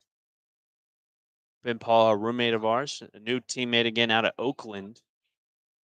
Oakland as in the school that took down Kentucky in March Madness. As this is found first strike 0-2 after the long wait. Again, no official ruling on the field. We just went back to the 0-1 count, and Jesse dots up the zone, facing off against Jason Rooks. Potential MVP candidate pops this one high, fly, and might hit the roof. Nope. You seemed a little nervous. It's gonna be loud when it does. We haven't seen it. It's gonna hit the roof. Oh, Roen, we could give the folks a 360. Wait, really? Yeah. As this is grounded towards James Procish. He collects, fires across the diamond in time. Rooks is retired. Again, got his hit today, though, to extend that hitting streak. We'll give you a 360 of our view of the field right here. This is Roen Elbert. See, it's got that roof and netting. We're almost in the kind of field house look. There's the field, as we talked about earlier. Got the turf infield, real grass on the outfield. What, Ron? Nothing. You think that's going to get us taken down by Andrew Dunn? Oh no! I was injured. Oh, okay. Now stepping in and taking the first pitch for a ball is Dominic Enbody. We're going to get in the frame. This misses low and away 2-0. Gotta be really tight. Yeah, shoulder to shoulder. All right, we'll put up the game thing again. You don't want to see us again. Come on. So the 2-0 count now. And we're awfully close. For Enbody. Yeah, get away from me, man. Enbody's 0 for 3 with a walk today. Jesse Garcia, kick and pitch. Now 2-1. Yeah, he's getting chirps about throwing the ball. There's a pitch count. There's a pitch clock for a reason. Yeah. 20 seconds. Maybe he's going past the pitch clock. Maybe that's what they're saying. Let's watch it. Maybe the umpires have failed to give the call at the tail end of the pitch clock. 8 seconds on the pitch clock as he delivers a strike on the outside. Yeah, it starts from 20. So again, I guess it took him with the time of the clock starting. It took him, and now it goes again. It took him 12 seconds. They're starting the pitch clock before the batter steps in the batter's box. Oh, there they go. They reset it as the batter steps in. Dominic Enbody, left-hander. Their broadcaster, Joey Dean, he's in charge of that. Oh, really? Mm-hmm. I would not sign up for that role. As this is grounded, that's a fair ball heading down the first base line. Past the diving glove of Bernie Izquierdo. Hunter picks it up, sends it to second base in time for the out. Wow. The 9-4 put out as Kyle Rodriguez. No, that was K-Rod. So the 9-6 put out as Hunter out in right field picked it up in the corner and sent the laser to second base in time. And as you would guess, his hat did fly off in the process. But again, just what a great play by Damon. He was telling me, because I said, just what can you do in right field? Like, I just talking to him last night at dinner, and he was saying, you know, I don't know about the arm yet, but I think he just made a pretty good play out and right. Did you hear that? They said previous play is under review. Now the umpire is following a Garden City Wind staff member outside of the playing surface. Let's see. Let's look at that. Let's look at that. Oh, yeah. Oh, they're looking at it right. Ooh, that's close. We have a replay here from the Garden City Wind staff. Ooh, I don't know if he applied that tag. That's the question. Ooh, I think he's safe. I think he's safe too. Wow. Albert, replay. Albert, what's your call here? Is he safe? Is he out? Oh, he's safe, man. I didn't know we had video replay here. I don't know where they took the umpire either to watch the video replay. I guess that's the advantage you have. Yeah, he's in there. Wow. I guess it's an advantage that the Wind have. Wow, that's insane. Yeah. Yeah, I think he's going to be safe. So there's probably going to be one out, and Dominic Inbody will have a double with Andrew Broutman up. Again, this is the top of the ninth. Well, you can see it. Out. It's not the top of the ninth. It's the bottom of the They eighth. still call him out. Wow.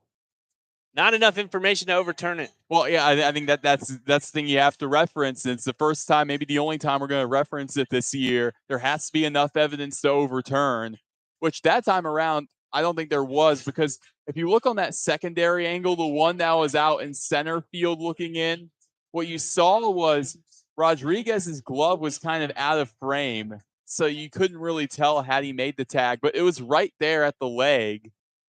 And now Broutman having a big time day, 3 for 3 with a walk, 2-run home run as well. With nobody on, 2 outs. Again, we're in the bottom of the 8th inning. He checks up what they call a strike 0-1.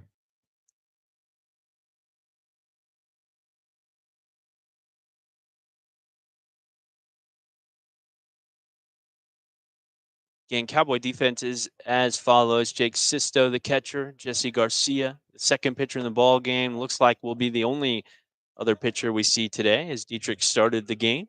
Aaron Izquierdo at first base. Trevor Tripoli at second.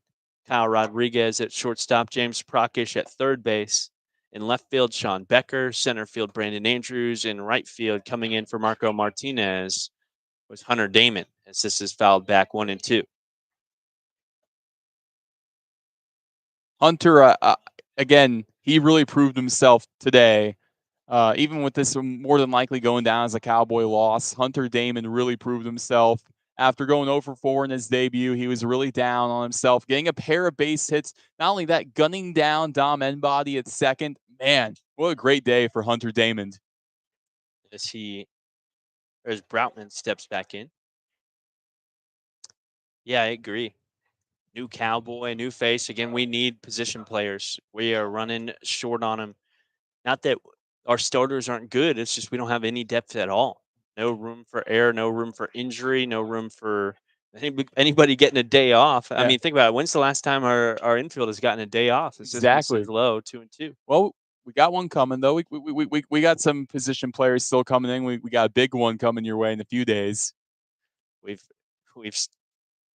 previewed that a number of times. Fastball misses inside, 3-2. Jesse wanted the call. Started trotting towards the dugout. Now he's going to stare down the umpire.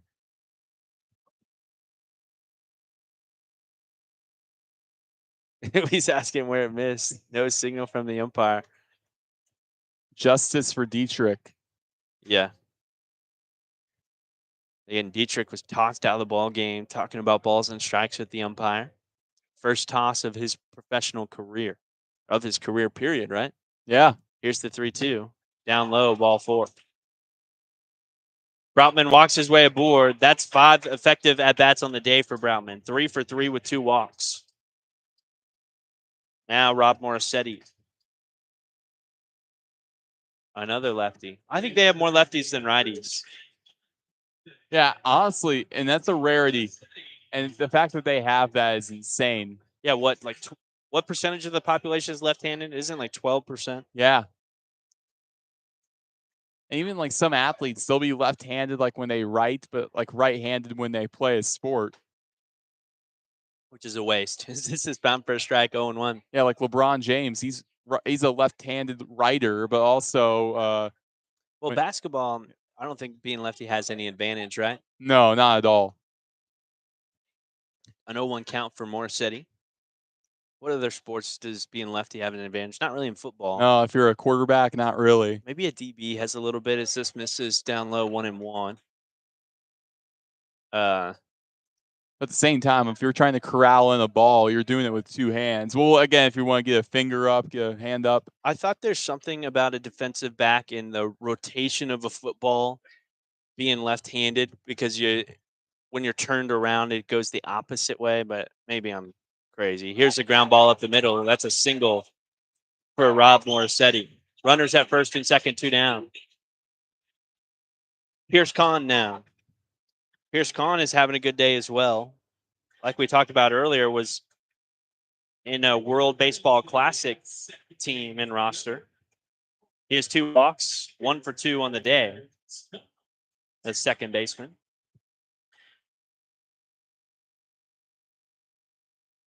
Oh, now Jesus Rosario goes and talks to Jesse Garcia.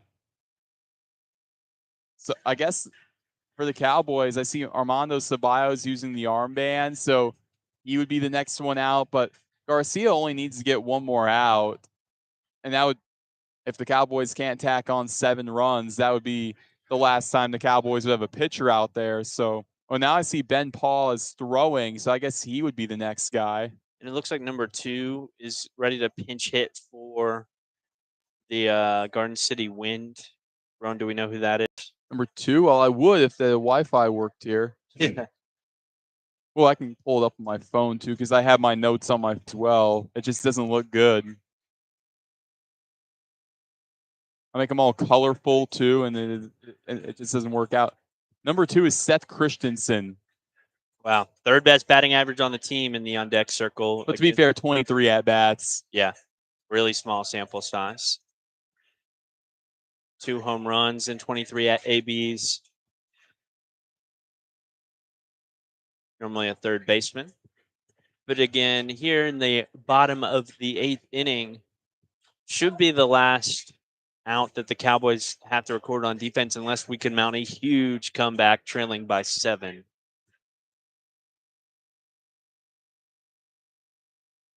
Send it back to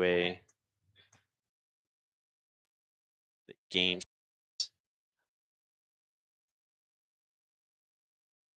Jesse Garcia delivers, smacked line drive off the chest of Kyle Rodriguez. He'll flip the second base in time. Rome, what do we talk about with Kyle all the time? Like a hockey goal. Yeah, he squares up the ball. He puts his body in front of the ball, and he keeps it in on the infield. That's a play that isn't made all the time, as it was smacked right at Kyle Rodriguez. And again, he might have a welt on his midsection, but we're headed to the top of the 9th inning. Cowboys with 3 outs to work with, trailing by 7. We'll return in a moment.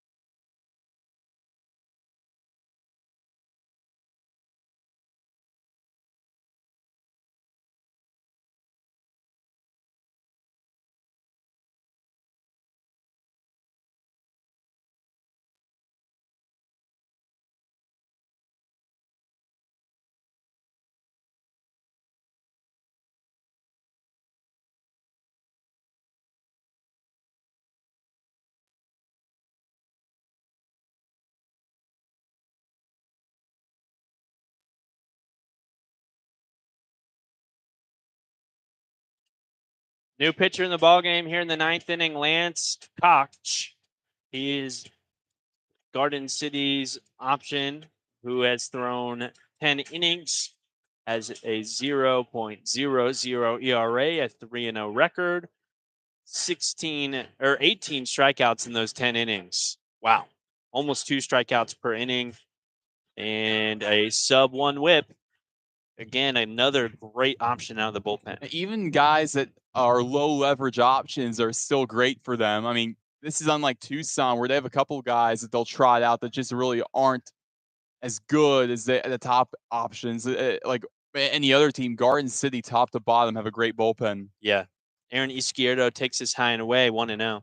Roen, this team reminds me of last year's Cowboys. This is a strike found, now 1-1. That's really sad, but it's true. You're absolutely right. They kind of do remind me of the Cowboys of last year. Just top to bottom stacked. And again, this is a league where rosters turn over often. It's not one where you can build a team and run with them for 10 years. It's one where you're having to rebuild every single year. Sometimes things work out. Sometimes you can struggle, but it's all about putting that roster together, that final 25 man, trying to go on a postseason run. And I mean, everybody's going to be trying to do so. This Garden City win team will definitely be a favorite, as this is fouled off by Aaron Izquierdo, now 1-2. Yeah. Which, speaking of rebuilding, technically speaking, if you won a championship, you could honestly be bottom of the league next year. Just like all the guys that leave, yeah, you could. Here's the 1-2 pitch. Izquierdo takes this high and inside, now 2-2. I mean, look at the 2021 Cowboys. After 2019, sure was a 2-year gap, but at the same time, they were expecting a really good team in 21. They did make the playoffs, but just barely squeaked in.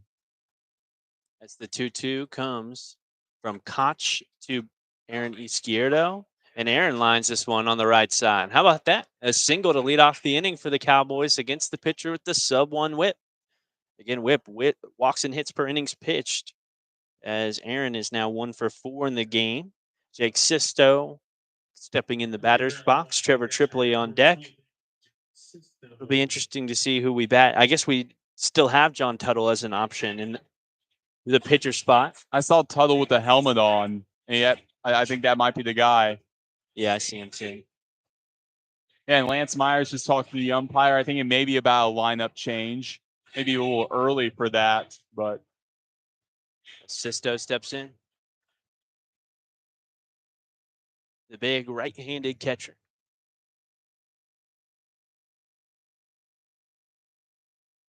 Koch delivers fastball on the inside for a strike.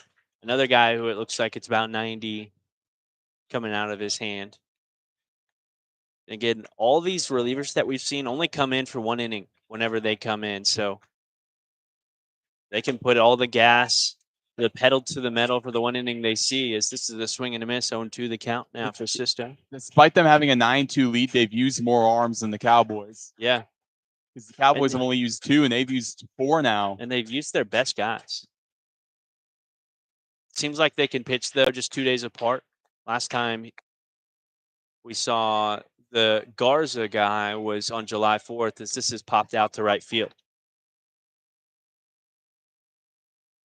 Trevor Tripoli now.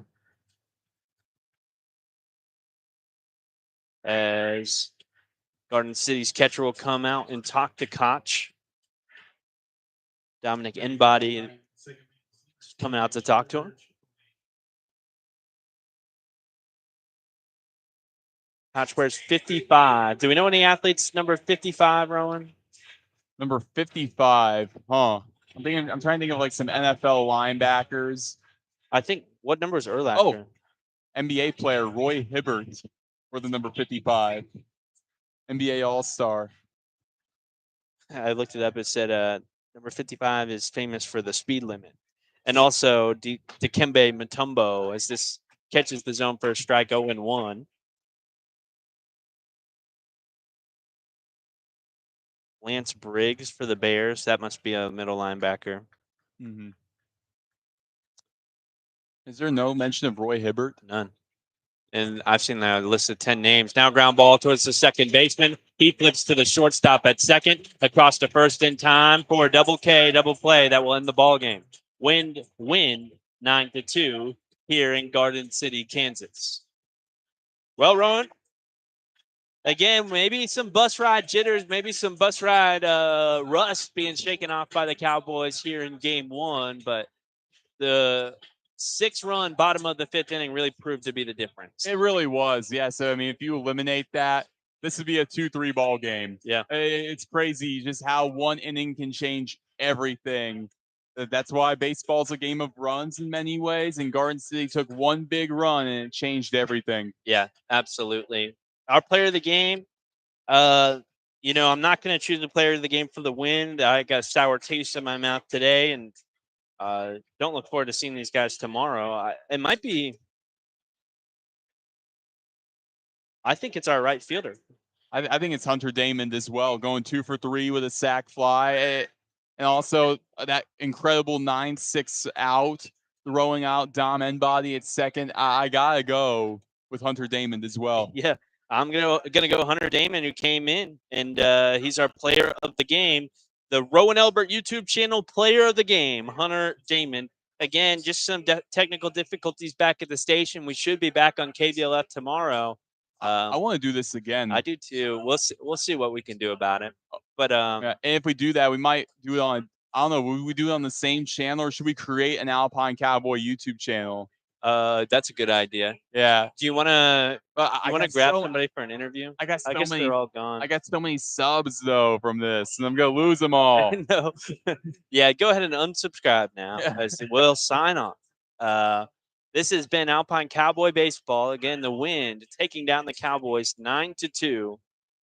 I don't have anything else to say, Ron. All I gotta say is join us tomorrow. This time we'll be joining you a little later. It'll be 6:30 p.m. Central Time. I'm Roen Elbert. That's Ryan Weyl. All I gotta say now is, I guess, so long, Alpine. Oh, wow, no. There's no good night. It's not night. Yeah.